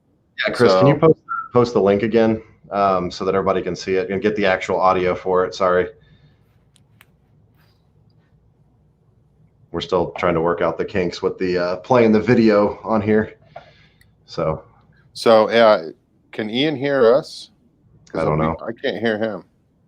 So Can you hear me now? yeah, there you go. There he is. Hey. Yeah, we didn't have any audio on the commercial, so and then it sounded like you lost audio. So That's fantastic. So Chris is posting the link again in the chat there, and I posted it. I posted it in there. It's well now my chat's not working. What the frick? Everything's like seized up. The joys of live broadcasting. Oh man, it's a blast. Like when you go live on a very important show and you don't realize you have a YouTube window open and then you hear your echo and you can't find I did that last week. Yeah. It's a real serious show. And I'm like, oh man. And then you're scrambling, trying to find where's the window? So yep. Right. And you do it every week, every day. Yeah. Yeah. Mm-hmm.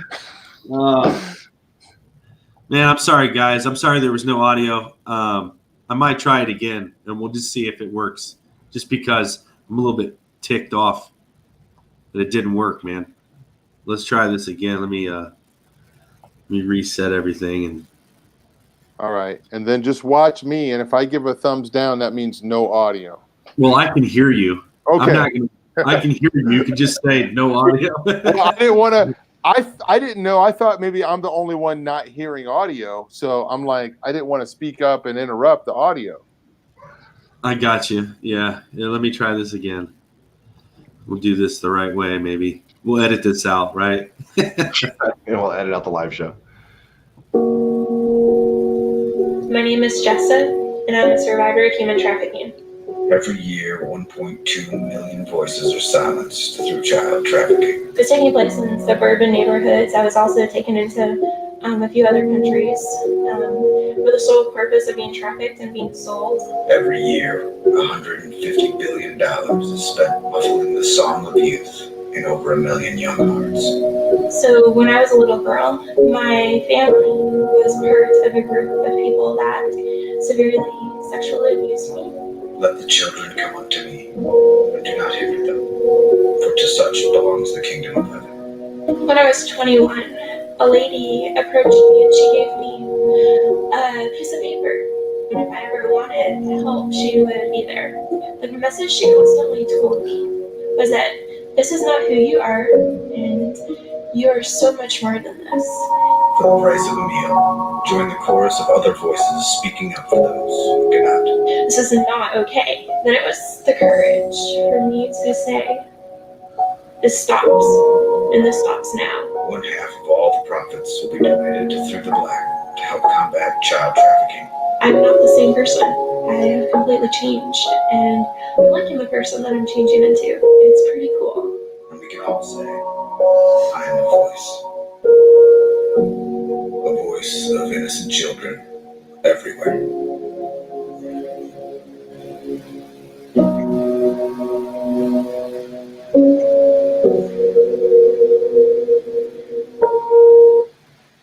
Yeah, so it's pretty good. You guys hear that at the time? Yeah. I heard Yeah. it. That's very powerful. Yeah.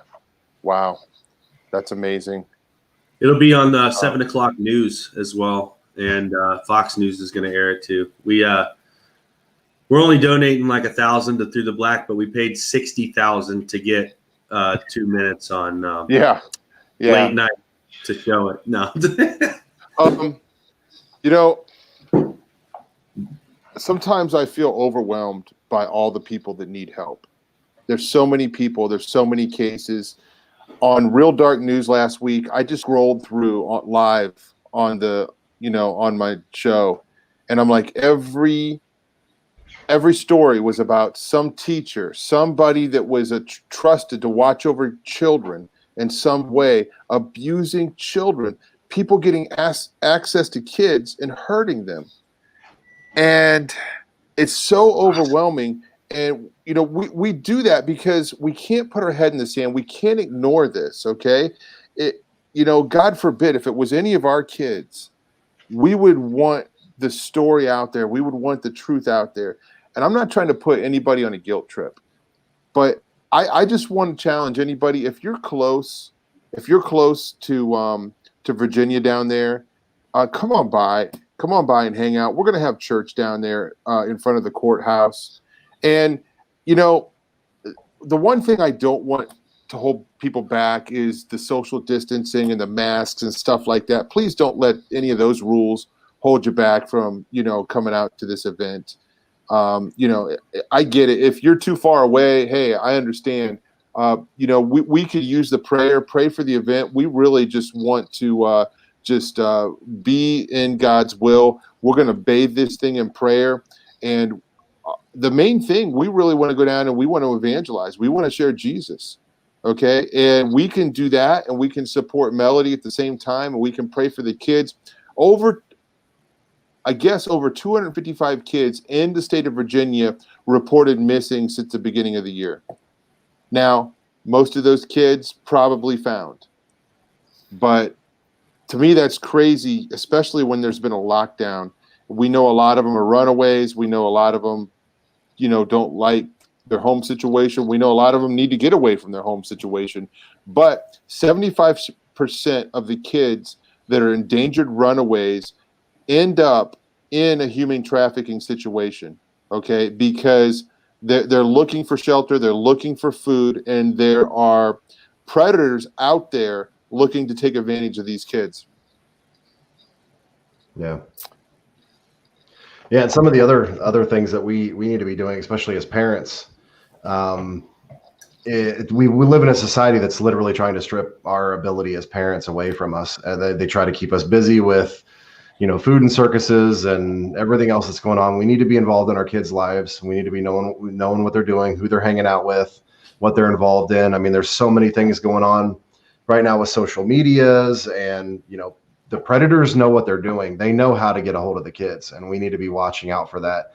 And then we also, I can't remember what the term is right now off the top of my head. I just had it and I lost it. But there's a term in the military where you're constantly, you're staying frosty. You're always watching what's going on. You're watching the backs of the people around you. You're keeping your eyes up. We need to be doing that for the kids that we have in our vicinity, in our neighborhoods, our kids, our friends, our kids' friends, the kids that are in our families. And we need to educate ourselves on the kind of because these children don't suffer through this stuff without having reactions. They act out. There's a lot of psychological telltale signs of abuse for children, things like bedwetting and slow learning. I mean, there's a lot of things. Doesn't necessarily mean that a child is being abused, but it's something we can definitely look out for. And it's something we need to be paying attention to. We need to be, when you're going to the grocery store, and you see a mom, especially guys, you see a mom walking out with her kid, keep an eye on her until she gets to her car. You see a kid walking around inside the store by himself, keep an eye on that kid, make sure nobody, there's so much more that we can be doing.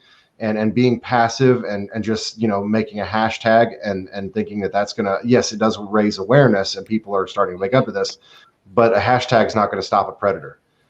We need to be out there on the front lines, and we need to be coming against this, not only spiritually, but we have to have our spiritual eyes open.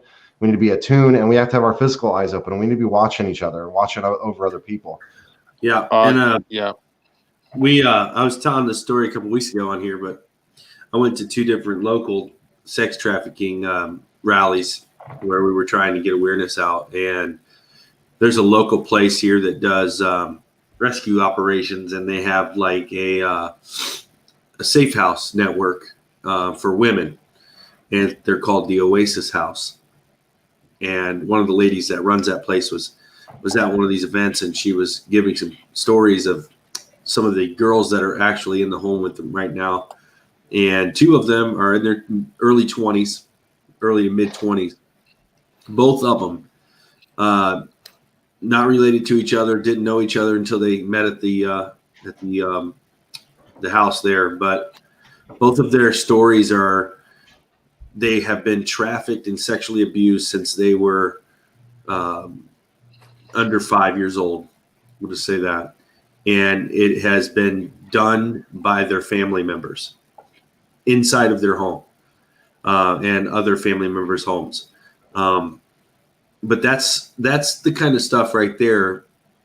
We always, there's always the chance that your kid gets abducted and taken somewhere, right? Or you're taken somewhere for rituals and things like that. But then there's this other thing where the families are abusing their kids, and it's a family secret, and it's going on in houses, right next door to you guys, and you don't know. I mean, Tom, I know you're in Ohio, and you probably remember when the guy up in Cleveland was busted and having the 3 girls that he had sex slaves chained in his basement that he had kids with. Remember that? Mm-hmm. And it's like, he even had stepdaughters and everything that would come over, and they had no idea that there was girls chained up in the guy's basement for like freaking years, man. I mean, it's like, I know we all got lives and we got stuff going on, but are we that blind to everything around us that we can't notice when there's something off enough to Ariel Castro. Yeah. It was amazing. He would even go out and hang up flyers for the girls that he had in his house. Sick individual. Yeah. That, and that's a good point, Ian. That was right there in front of everybody's nose. And they would see him put a motorcycle helmet on these girls and like move them from the house to the garage and things like this. But everybody minded their own business. And seriously, I didn't know that. That's insane. Yeah. If I ever saw that, man, I would be like, what? I got to go talk to this crazy dude. What's he doing with these motorcycle helmet things? Like, I would, Yeah. Yeah. I cringe if I'm at a grocery store or if I'm walking. You're just in proximity of abuse, even if it's verbal abuse, even if it's a husband abusing a wife in a verbal way and talking in a tone where you kind of know, you're like, there's more to that, and then there's hostility towards kids. I just my body reacts to it, and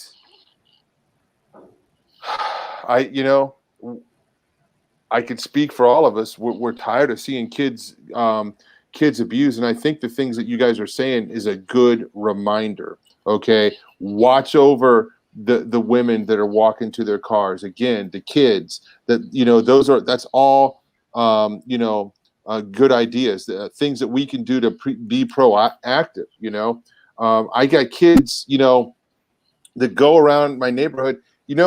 I don't care. Call me overprotective. You can call me whatever name you want. There are kids that are half the age of my kids that are just like roaming the neighborhood free. I live in a safe neighborhood. You know what I'm saying? I live in a safe place in Ohio. But there's some predators that go their whole life and they never strike because they've never had the opportunity. Okay. And I teach my kids these things. I think of the film Taken. Okay, I don't know if you've seen that with what's his face with Qui-Gon Jinn, but he the character in there, you know, he was overprotective of his daughter, and the daughter said to him, you know, she said, Mom thinks that your job makes you paranoid, you know, and he said something. He said, my job makes me aware. Mm-hmm. Okay. And I'm very aware. And I could go over all the things that I teach my kids, and we talk about this. And even though they're even older now, they're teenagers. Okay. It doesn't matter. They can still be tricked by an adult. And I explain that to them. And I was like, don't think you guys are so smart. Okay. An adult can trick a kid easy. Okay. So, and I mean, we're not even talking about the online predators that are able to trick girls and boys to walk out of their house in the middle of the night and think that they're meeting another boy, you know? Yeah. That's the scary part, man. You know, you get all you could do. You could literally Google cute teen boy. You'd find some pictures, right? Make it your profile, come up with a fake name, request 100 little girls on TikTok to follow you, or another platform, right? Snapchat or whatever it is. That's a big one, yeah. Right? I mean, and that's even going on in Minecraft and stuff, man. Yeah. Mm-hmm. Predators. I mean, you think about it. If it was, you know, we take the sexual aspect of it away, but if it was something that you really wanted, you'd find a way to do it. And they've got all the time in the world. It's something that they have a lust for, and they're going to seek after it, you know, and they're going to find any way possible to get what they want. And that's why they end up taking up careers, being around children, you know, working in fields that they are, you know, over children. I mean, you see this time and time again, and our systems are not doing. It's sad that our jail system, when they get a pedophile in jail, what they do to them in there is more justified than our justice system is. I just think it's insane that this is the society that we live in, and that's why I think there's a continuous underbelly of this, because there's too many people that are letting things slide. Yeah, it's a market. And people are supplying kids because people want kids. It's insane. And guys, we're not even talking about the sick Satanist out there. You know, just the element of perversion that's in our culture, in our society. I mean, we can see that this has been curated for a long time. I'm amazed when you look back on, you know, movies and television shows from maybe 20 years ago. During the lockdown, I had a chance to see more movies than I've probably seen in my whole life. I tell you this, my wife and I watched more movies than we ever have. You know, our 14 years of marriage during that lockdown, because we did, you know, everything else. So we watched a couple old movies, and I couldn't believe the little jokes that were in there that would be considered like pedophilia jokes, you know, jokes about sex with kids, you know. And it was almost like, you know, 20 years ago, it wasn't even a thing to say anything about it. These comedians are talking about this, and they're making jokes about pedophilia, and they get called out for it, and they're like, what the heck is going on? I thought everybody was okay with this. We've been doing this for a long time. And then the comedians are surprised. We were talking about, I think it was the other day or earlier today. I was surprised of TikTok, of all places. It had the top 10 pedophiles that were in Hollywood, and it gave a list of all of them. And I didn't realize until I looked into it a little bit more, but Priscilla Presley, Elvis Presley's wife, was 14 when they got together. You have Aaron Lee Lewis was he married his 14-year-old cousin, second cousin. I mean, there's a list of Jerry Lee Lewis. Same thing with Rick Springfield. Dated the girl. Can't remember her name right now. She was the star in the movie The Exorcist. Hmm. and Hey, she wait a was minute. underage. Rick Springfield. Isn't Rick Springfield a Christian now? I don't think that he is, but yeah. I think he has. I think unless there's another Rick Springfield, there's a Christian album. I don't And he's know, a- but I'm talking about Jesse's girl. So Well, I'm about to look this up and make sure. okay. Yeah, but there's a ton of them. I mean, when you start going back, I mean, it was 60s and 70s. A lot of those rock stars. I mean, you start looking at some of the stories of their first girlfriends, their wives. Mhm. They were groupies. They're talking. I know Alan Aguirre's a big fan of David Bowie, but he was notorious for sleeping with underage groupies. I mean, you can go through a list of all of those stars, and I mean, it's been happening for so long, and we've just kind of been allowing it to happen. You know, oh, that's Hollywood. That's what they do. You know, and Yeah, and they get a pass. They get a pass. And Harvey Weinstein comes along, and this is the guy. Hey, I'm all for justice against Harvey Weinstein, but they act like that's the first guy that's ever did anything like that. Yeah. No, he's the first patsy they wanted to throw to the dogs is what it was. Yeah, yeah. Okay. So Rick Springfield claims Christianity. He did put out a Christian album, but he's got some weird things to say, and I don't know if his Christianity is genuine. So let's just say that. I'm like reading a couple of these articles, and yeah, he's saying there's a part of me that's deeply Christian, and then there's another part that Likes little children. it doesn't say that, but that was the preview to this article. I can't find it in here, but it says here he's been depressed. He says Rick Springfield on God, sex, and stardom. Quote, I've been depressed since puberty. Well, yeah. I don't think that, and this is the Hollywood Reporter, so I don't know that this is a good source, but it says he was an atheist. Now he's not. Let's see here. Are you a believer? My concept of God goes through changes daily. Like, hey, I don't know about all that. There's a part of me who is very Christian.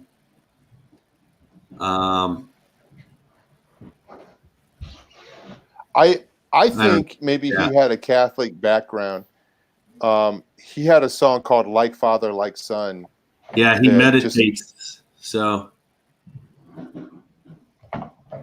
we have to. Oh, sorry. It may not be genuine. Yeah. But we have to remember too that a lot of these people. Oh wait, check this out. Oh, this is crazy right here. It says, I don't want readers to get the idea of some of the content in my book here. There's quite a lot of he lost his virginity to the preacher's wife. That's what he says. Wow. I mean, yeah. You know, that's going to skew everything. That was probably at a young age. Probably when his depression kicked in. Yeah, no kidding. No kidding. And then, of course, that's depending on what age he was, that's pedophilia too. So yeah, absolutely. If he was underage.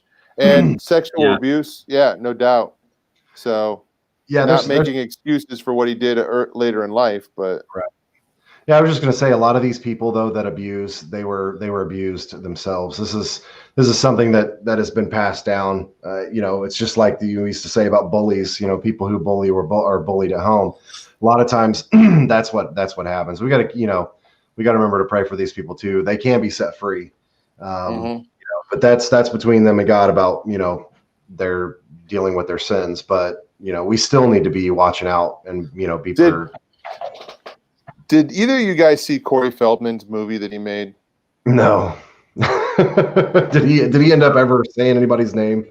Because he forever. The big name that he released was Charlie Sheen, and everybody already knew that. Yeah. Well, it went into a little bit of a detail just about the scenario between him and Corey Haim and what happened, but it's just another testimony to that, to that scene that we've heard before especially like maybe we've heard it about the hip hop, industry, about how, we've heard these testimonies or these whistleblowers say the only way that you can get into hip hop is if you get anally raped, things like that. And Charlie Sheen basically, raped Corey Feldman. He said, hey, this is, I'm into girls, but this is just what guys do. So, yeah, there's a casting couch across the board in Hollywood and the media. Like anybody who has power, that's their dominance thing, man, that they do.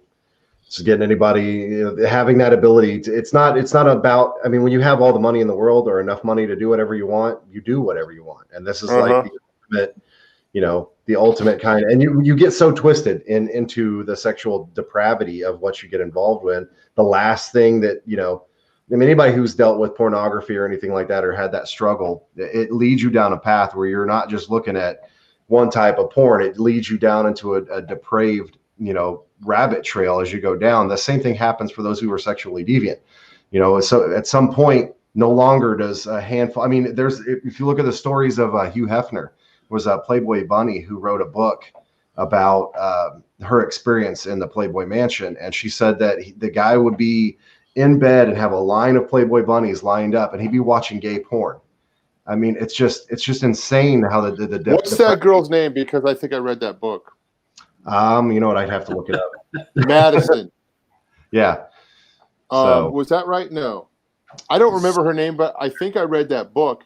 And right around the same time, I read the story of the women, the Ariel Castro story, the Cleveland abduction. And to me, those books were so similar.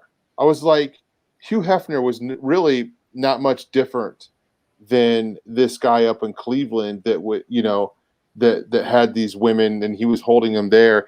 It was, obviously he didn't have women chained up, but in a sense they were slaves and they were stuck there and they couldn't get out.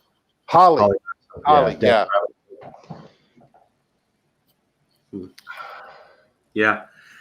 Well, I mean, we all know that Hefner ended up being that whole operation was one of the Epstein op type things, the blackmail operations, and maybe a lesser, I think the same thing's been talked about. It was Hugh Hefner in the 70s. Well, this is something that I talked about many times, and it's something we have to watch out for, is the way that pornography was introduced into our modern culture was through Playboy Bunny and, Playboy and all of that stuff.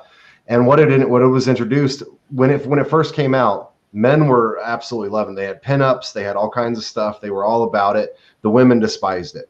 But as men, men introduced into the culture, it became accepted. Women's opinions on it got kind of set to the side. We saw the same thing happen with the gay and lesbian agenda. They introduced it through lesbianism because they knew that men would want to watch two girls together, but not two men. So men were all about saying, oh man, this is awesome, two girls together. And women were saying they were hypocrites because they wouldn't want to watch two guys together. But men, because of the draw, you see our first television kisses were between two women. You see this, how it was introduced and how it was brought in, and then how it was changed. So it was brought in by the men, the women opposed it, and then it still got brought into our society. We see the exact same thing with the acceptance of child, what do they call it? Minor attracted persons. Pedophilia, right? But what we saw when this first started about 4 to 5 years ago, if you guys remember anything in social media, there was this explosion of attractive teachers sleeping with 10 to 15-year-old boys. And it was all over social media. And we don't know if it was true or not, but yeah. But all the men in the comments were like, man, where was that teacher when I was in school? And all the women were calling the dudes out in the chat saying, if this was your daughter and that was a male teacher, you would absolutely hate it. But it was the exact same process that they did to bring Playboy in, to bring lesbian, gay into our society, and now to bring pedophilia. They've done the exact same thing, the exact same course, and now it's being talked about. It's been dropped as a mental or as a criminal thing in the psychological books. It's now a minor attracted persons, is what they call it now, and it's trying to be pushed, and they're trying to squeeze into the LGBTQ and be part of the P. it's just not going to stop, guys. They did the thing in California where you're not necessarily a sex offender. It depends on what the judge says. If you're within 10 years of the age of your partner. So, I mean, that's insane to me, but that's how it starts.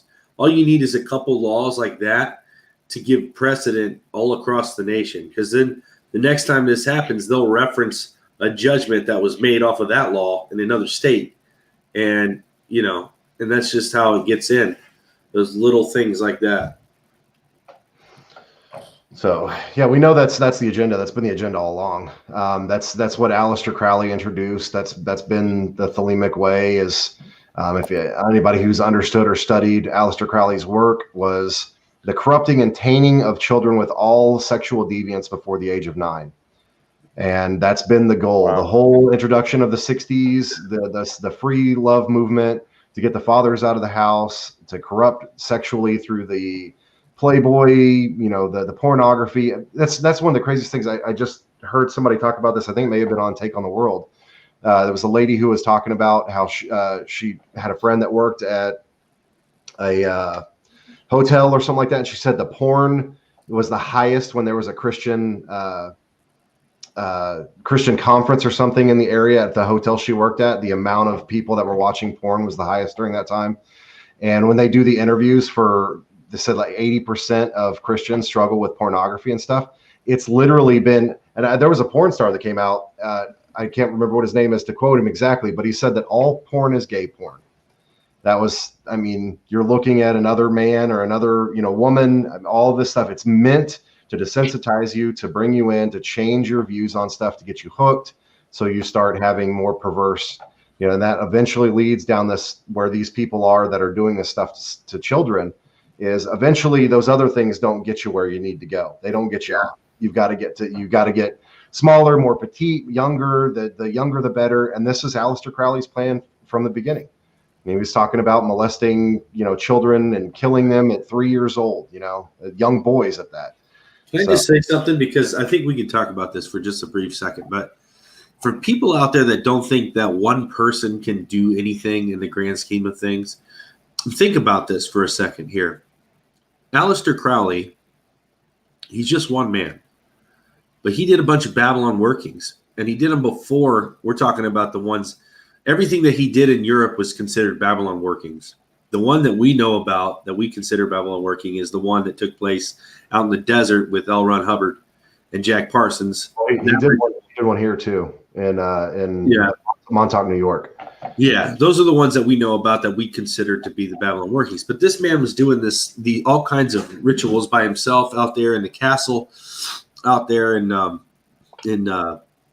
England, and one of the things that he was trying to do was, bring forth the age of the crowned and conquering child, and the age of Horus, right? But if you look at today's culture and you look at our president, now some people like Trump and stuff, right? But if this culture does not say right out in front, it is the culture of the crowned and conquering child. I mean, the child king, you know what I mean? The childishness, the immaturity of our society today lets me know that Aleister Crowley's magic was working, and he knew it, and we didn't consider it, right? And now we look back at it like, holy crap, this one guy, he literally pushed us into the age of Horus or whatever, and the crowned and conquering child. And our culture is a reflection of that, right? And I just, that kind of stuff makes me want to take it back. You know what I mean? We look at this society that is plagued by, we're going to call all this stuff viruses, man, because they're killing people, right? They're like these hidden killers, right? Pornography, nobody wants to talk about it. It's a hidden killer, right? These sexual deviant thoughts and actions and things, they're all covered. It's all cloaked. It's done in darkness, right? This is the mystery of iniquity, but it's killing people, man, all around us. every day. And we are choosing to not look at it because we've been given the antidote as the body of Christ, right? So technically, we're the only ones that can fix this problem. And yet we go along to get along. We don't want to stir up anything or get, be pointed out for anything or, So, and we also play into that too. We're products of our society. We've learned to coexist with a lot of this stuff. And a lot of Christians, you'll look at those bumper stickers that say coexist, and we're like, there's no way we can coexist. We can't be Christians and do that. Well, you are coexisting right now because you're not taking authority over, what's in your reach. We have a reach. We've been set in these little areas, these neighborhoods, and we should be taking authority over our neighborhood and over the kids that walk around our neighborhood, the parents, their homes, everything in our neighborhood, man. That's your little area, dude. Take authority over it, Get your church involved. Do prayer walks. Do something, man. We're the only ones with the antivirus, Well, I think another major thing that really, really hit home with me with the pornography aspect of it is all those porn channels, Pornhub, all of those porn channels have harbored, especially the ones that have user uploaded content. There was one just recently. They found like 1,500 videos of this one girl who was under 15 on Pornhub, and they had to go through and pull them all out. That's just one girl. I mean, there's so many people. If you're watching porn, you're supporting child pornography. That's something that really hit home with me. And human trafficking, yeah, and human trafficking, because those people, there are a lot of those videos. If you've got a sick fetish, they're making videos for it, drugging girls. I mean, all kinds of stuff, and they are if on it's those. Not child porn, it's human trafficking. All porn is human trafficking. Yeah. Yep. And there's a lot of those girls that get into pornography and get into things that they're into because of they were snatched up off the street, addicted to drugs. There's a lot of prostitutes who'll tell you their story about how they were snatched up on the street and somebody injected them with heroin, held them in a room and let people rape them. And then they just were like, this is the life, I can't get out of this. Remember I told you about the young girls that were in that, the Oasis house, that they were raised in that way, right? So these girls are in their mid-20s, but all they know is that they're made for sex, right? They've been trafficked by their own family within their family, but now they're free. But and the lady was mentioning things like people look at them and they say like, why is she dressing like that? Why can't she do, and the thing is, these people don't know any better, man. They've been literally taught that is their value and their worth is something that they can do and the way they look. You know what I mean? And I mean, in a grand scheme of things, that's exactly what television is doing to our children too. It's desensitizing their mind, making them think that they have to be popular. They have to wear the coolest things. They have to wear, and even stores they don't even sell shirts that fit girls properly anymore, or shorts. Every pair of shorts shows butt cheeks. You know what I'm saying? Unless you're wearing like some capri pants or something. But in order to fit in with society, you have to look like a sleaze, wearing skimpy clothing and trashy stuff. And if you look at Pacific Sunwear, Pacific Sunwear now, the surfing place, Playboy is like one of their biggest things now. So like there's Playboy earrings, Playboy shirts, you got little girls wearing Thrasher and Playboy. And I was a skateboard punk. The only reason I bought Thrasher magazines because it had boobs in it, because there were other skateboard magazines that didn't have boobs. Thrasher just had boobs in it. You know what I mean? So it's like, we know what this stuff is. This next generation has no idea. Like my daughter, luckily, didn't even know what Thrasher was. She just knew they sold it at Pacific Sunwear and she wanted the shirt. But that's how it begins, right? All the little boys, I'm sure, knew. And, when they see a little girl wearing the Playboy bunny earrings or a little necklace, you know what I mean? It's there's nothing left to the imagination. I mean, when you look at the song that was released in the last couple of weeks by Cardi B, okay, I'm not justifying anything, but at least there was poetry, okay? When artists from 30 years ago sang about it, they might have been singing about a similar thing. at least they were good at doing it. And I'm not saying that makes it right, but Dude, there's I'm nothing all left over to the imagination. It's just raw filth. And it's not even good music at that. Yeah. It's so dumbed down. It's not even in English. Well, And it's self-destructive. It's degrading. It's self-degrading. And people are celebrating this woman. This woman, okay, interviewed one of the presidential candidates. And it's like all of the people, people that could have done that, okay, that you could have picked to lift up women, okay, that are not exploiting, women, that are not just saying these raunchy, nasty things. That there's a long list of them, and there's a short list of musicians compared to the people that are more decent, and they pick the most disgusting musician out there to do this interview. yeah, Unbelievable. well, who she interviewed, I mean, the child sniffer, Sleepy Joe. I'm not telling you who to vote for, but that guy's a dementia. I mean, he's got dementia. That dude's a pedo too. So, He's a clone. He's a clone. I've seen his earlobes. Yeah, I saw that too. Nothing surprised me anymore. I watched a video of this guy of Joe Biden. I don't know where it came from. Somebody had posted it up. This blonde lady's at the podium talking about, hyping him up or whatever, and he's standing behind her, and he puts her finger. She's got her arms out like this, and he puts her finger in his mouth. Like, it's out of nowhere, dude. I mean, he just like leans in and puts her finger in her mouth, and she's like, like, what the heck is this guy doing? I mean, I think that was his wife, but yeah, she still like jumped back, and she was still, anyway. Super weird. Yeah, but you're going to do that in front of 20,000 people. Yeah. I'm like, God, you guys weird. I don't know. There's so much with all this, man. But the only thing I can really hit at, because I know it's something that I had struggled with a long time, was the whole pornography aspect of it. If you want to hit back, we got to get Christians on board to stop watching this crap. And we're one of the biggest people that the self-proclaimed Christians in the United States, and they say that 80% of men struggle with porn addiction. That's at least 40% Christian, self-proclaiming men in this country, and that's a lot of people. And if we stopped watching that crap and supporting it, we would see the demand go down, and it would help with a lot of this stuff. So this is why we can't get men to get involved in ministry, because they know they're not on ground to do that.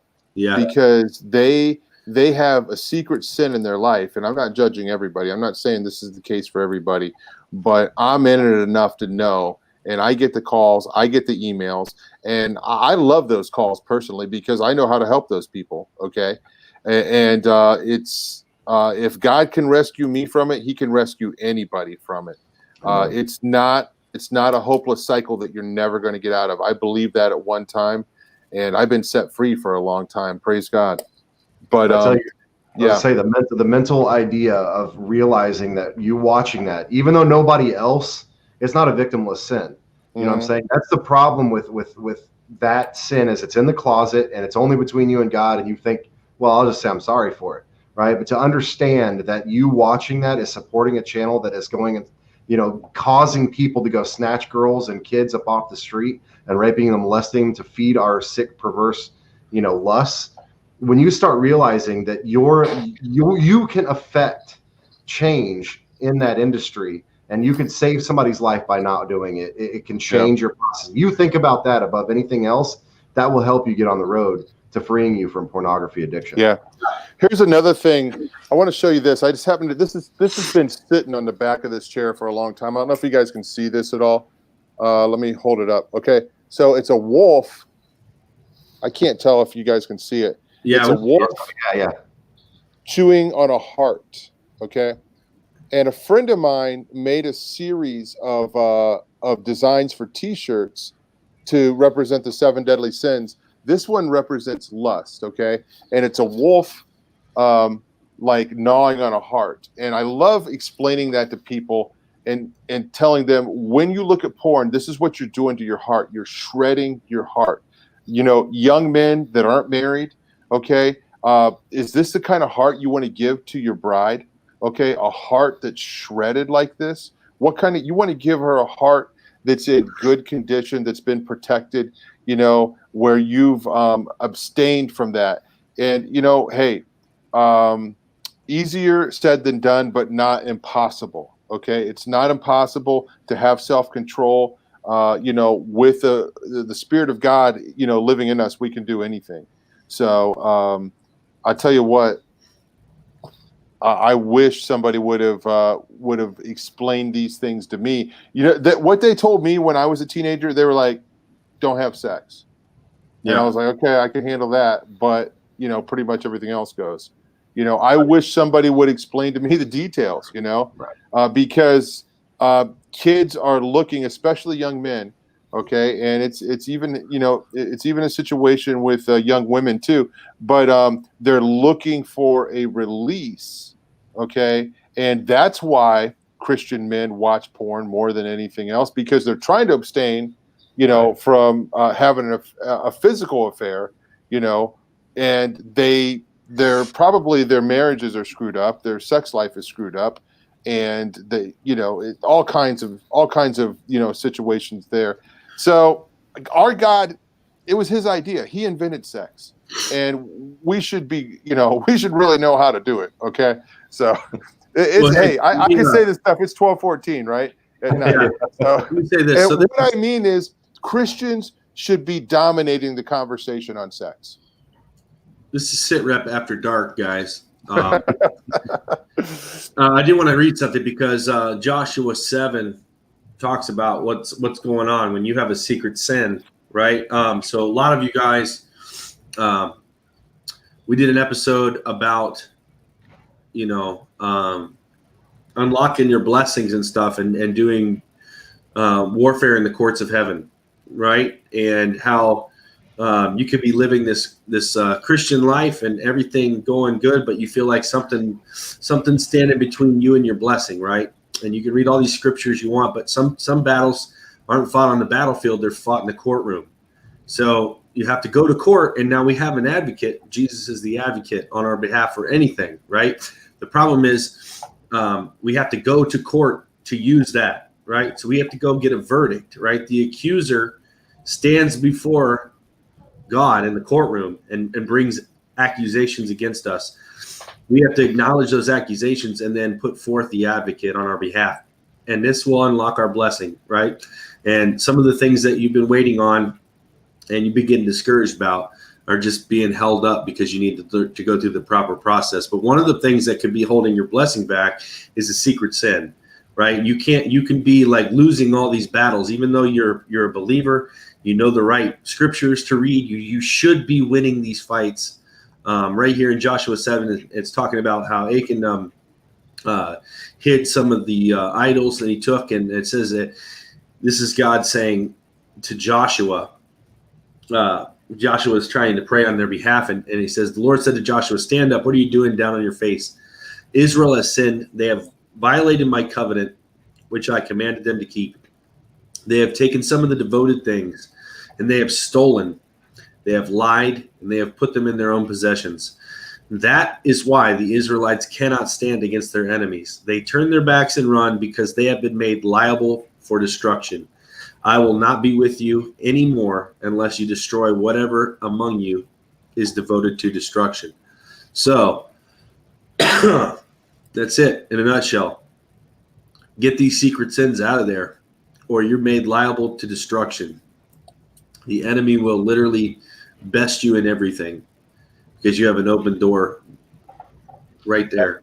I saw a really cool meme that showed it had a girl, like it was 3 panels, and it had a girl, and she's watering a plant with a noose around her neck, and it said the plant said sin on it. Yeah. And she's watering the plant, and as she continues to feed that sin and water that plant, it eventually hangs her because it grows and turns into a tree. I saw that. That's clever. Yeah. Really good visual of if we continue to keep feeding our sin, God says he'll turn us over to it. And we that's where people get that become the patriarchs of these lineages that that get into the sexual deviancy and eventually start, molesting and raping their children. We don't Let me want tell you something too. I don't want to discourage you guys too. If you do struggle with sexual sin and you struggle with something, maybe you do think about raping people. Maybe you do have a problem with pedophilia and all that stuff, and maybe you have acted out. It's not too late. No. I remember asking my mom when I was a kid because I felt ashamed because I would repent for the same sins every night. And I would be like asking her like, hey, Mom, how long is it? I mean, when is there ever going to be a point when I ask for forgiveness and I won't get it? And she said to me, the fact that you feel convicted enough to repent every night is a sign that there's still hope, right? Absolutely. So as long as there's something there that brings conviction, then your conscience is still, your conscience is not seared with a hot iron like some is described in the scriptures. But I feel like if you're still convicted, if he's able to be able to bring conviction in, and you know what I mean by that, when you commit the act and that shame that immediately comes over you, that's conviction. Yeah, because I tell you what, these people that are molesting children, and even most of the convicted offenders for child molestation are repeat offenders. They don't have any conscience whatsoever when it comes to doing what they do. To them, it's feeding a need. It's their lust. Like he said, their conscience is seared. They do what they do with no understanding or care for how it's going to affect that child and generations of that children. And then the demons know. The demons that they are dealing with know that we call them STDs, but transferring demonic entities through sexual, things that happen, they're passing that. They're causing generational linkage. They're causing sexual ties to these deviants who are causing this stuff. It can damage and destroy people. And it's just crazy. We've got to be on top of this for sure. Go ahead, Tom. If you are struggling, if you're listening to this show right now and you're struggling with it, Ian said it, the key is repentance. Repentance is asking for forgiveness, throwing yourself at God's mercy, and then doing a 180, turning around and walking away from it, okay? Close the doors in your life, okay? Where are your triggered spots at? The Bible says in Proverbs, do not go near the door of the adulteress's house. What is that for you? It might be the internet. It might be going to a certain place. It might be whatever it is that triggers you, that would cause you to stumble or to sin. Do not go near the door of her house. You repent, you turn away, the same thing, okay? And then you renounce it out of your life. And if you stumble, then get up immediately. Don't lay there. Don't wallow in your sin and say, and let the devil win. Get up immediately. That's the best advice I ever got, is get up immediately and get right back at it and say, Lord, I'm going to go further. I'm going to fight harder, and I'm going to be victorious this time. Okay. I've spent so much time, staying down when I slipped and fell down. And, it's, we got to get up and moving. We need you. We need you on the front lines. Maybe you're supposed to do a show like this. Maybe you're supposed to show up in places like Virginia. I don't know. But there's not enough men, okay, women too, but there's not enough people out there that are armed and ready and able to fight and do the spiritual warfare and help people. So if you got a problem with it, then fix it.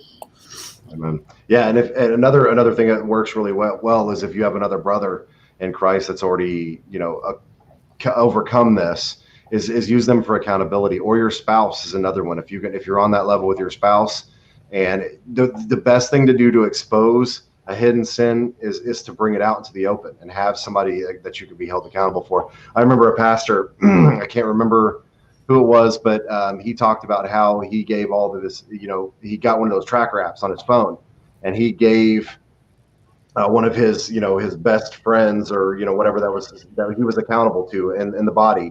If he went to whatever site he went to, it would send him an email, and he was accountable to his brother of every site that he went to, and that's something, we need to start looking into, because Satan will use, and I know this from my own experience, Satan will use the shame of doing that to cause you to not be a part of something that God wants you to do. Satan's tactic is usually he'll get you into a position of something right before God needs to use you for something. And then he'll say, well, see, God won't use you now because, you just did that. You just watched this. You just feel this overwhelming shame. This is exactly what God did, or what Satan did to Adam and Eve in the garden, caused them to shame, caused their sin to cause them into shame. So we really have to be on top of this, and we really need to start getting this stuff cleared out of our lives. Because, like we were talking about earlier about being aware, the best awareness that we could possibly be is spiritually aware. And to be spiritually aware, we've got to be close to God. We've got to be under his protection, and we have to know the shepherd's voice. And if we're off chasing after pornography and stuff, we're going to miss many opportunities to be there and help people and protect people.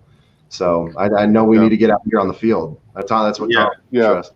We live in a sex-saturated world. So, hey, everywhere you turn, it's in your face. So we have to be diligent, seeking God, seeking his word. In Ephesians, I want to say chapter 4, but I could be wrong. It says, do not even have a hint of sexual morality, because sometimes we play that game in our mind, like, okay, how much? What's the rule here? What am I allowed to see? PG-13. The Bible says not even a hint of sexual immorality. Okay, you don't want to go near, because the enemy, he's just looking for that foothold. That position where he can hold his ground and then take a little bit more and take a little bit more. And then, again, I told this story before, and I know it's getting late. So last story, there was a pastor that wrote a letter to David Wilkerson, and he was I think he was in a third world country somewhere, but he was walking by a theater that was playing homosexual movies. It was a porn theater, wherever he was in his part of the world. And he said, you know what? He got this thought in his head. He said, I need to go in there and see what this is about, so I can warn people against it. Long story short, that pastor, heterosexual pastor, became addicted to gay porn. So don't fall for the devil's tricks, guys. Yeah, there's a guy. Are you familiar with Sean Atwood, Tom? I've heard that name a lot recently. I don't know who he is. Yeah, he's a guy in British. He's an ex-con that went to prison, and he came out and he does true crime stuff now.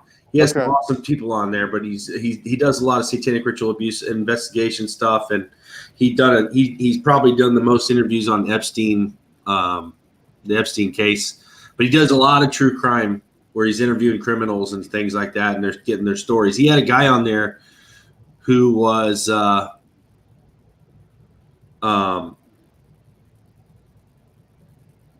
taken, or not taken, but he was dating a witch. Somehow he got wrapped up in a spell, and this cult wanted him to sell his firstborn child, even though he didn't have one yet, right? But it was all about these deals that he made when he was younger and how they came back on him. Like the devils tried to get him for different things, but he's now a believer. And I forget why I was saying this. I was going to say this story. Oh, he was talking about how, I forgot what the heck I was saying. It's too late. Your brain went to bed already, my brother. Brain shut down, man. Something about, he said his ex-girlfriend was a witch, right? And she put a spell on him that he would turn gay. And he did. He said he knew he wasn't gay, but for some reason he couldn't control himself, and he had two experiments that he did. And he's like, in the middle of it, I couldn't understand why I was doing what I was doing. There was no attraction at all. It was something like it took over my will and made me do these things.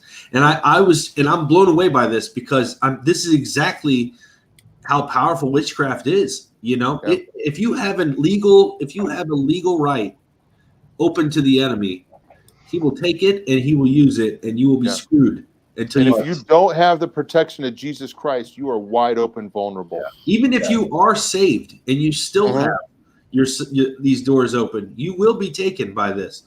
I mean, yeah, it's just I remember I'll have to figure that out. I'll probably post it in the Facebook page when I figure out what that link is all about, and I'll send it to you. But I'm going to post up too. I have a video that I made at the beginning of this year, or the beginning of 2019, I think.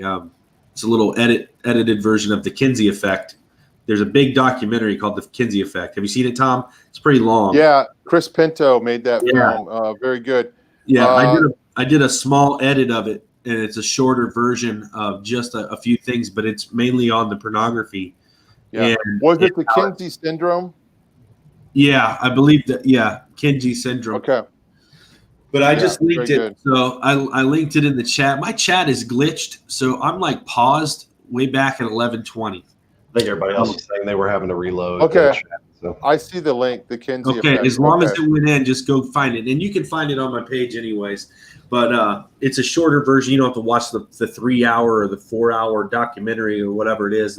This one's about like 25 minutes long, but it's really on the pornography part and how it's influenced the church because it has, And that's the problem too. A lot of pastors and youth pastors aren't talking about this because they're snared. And, at some point, somebody's got to start talking about it. So there may be, if you're a youth and you're listening to this show. I think we just did tonight. Yeah. Yeah. So share it out. Let people know. We got to get this information out.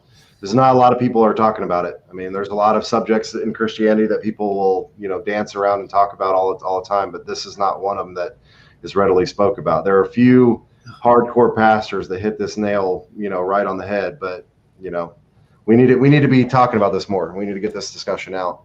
I want to circle back around because I want to get back and get people involved with our main subject for the story today was what's her name? Melody. Yeah, Melanie Bannister. We'll talk about that again real quick before we can get people involved in that and sharing that out because not a lot of people know about that. We need people to start looking that information up and start sharing that. And, I know that these Savior children groups are popping up all over. I hit 2 of them up with the information and interview that I had came across today. So we need to start sharing that information out. And of course, if you're within the vicinity of Virginia, get down there and be a part of this on, it's Monday, right, Tom? Monday. And if anybody is on Facebook, they can go to Real Dark News, the Real Dark News Facebook page. Yeah. And there's an event created for this. Okay. If you can't make it, we would covet your prayers. Okay. Just pray for us because we want God to move down there. We want to have church and we want to bring awareness to this, edify the church, expose the darkness, and glorify God. So, anybody that wants to, we would love to have you down there and love to meet you, give you a hug. And, while nobody's looking, we'll shake your hand. We'll give you a hug. And I'm not all about any of these rules. You know what I'm saying? Right. But I will follow them to bring awareness to this. And this is real dark news here, you guys. If you've never seen this page, this is I'm not wearing a mask though. I don't think most of the people listen to this show. We've kind of beat that horse to death on that. Yeah. So. Yeah. Go check out realdarknews.com, guys. It's an actual news site. Millstone Justice. Yeah. Millstones for Justice. Guys, and anybody that shares the news stories from that page, I just want to say I love you. Thank you for doing that, helping us bring awareness. We get thousands and thousands of hits on that web page a month, and we're trying to expose the darkness. It's heavy. It's heavy, but we can't ignore this stuff. And we expose the darkness because we have the light, which is Jesus Christ. Amen. Yep. All right, guys. I got to say before we close out, though, Ian's got his Through the Black shirt on. Tom's got his London Has a Secret. I've got Jeremiah Dirt shirt. We're all representing here. I'm surprised the whole time. This guy wears the Resist shirt all the time on this show. The one time we get Thomas Dunn on, you don't wear the Resist shirt. I wore mine, but the air Tom. conditioning is like blasting down here, so I grabbed this sweatshirt. Well, Tom, do you ever get? I know you probably do, but I wore the Resist shirt on the Skiba's show, and people were like in the chat, like, "Are you serious, Rob? He's wearing a pentagram on his shirt. Are you, Rob, what are you doing?" I saw that.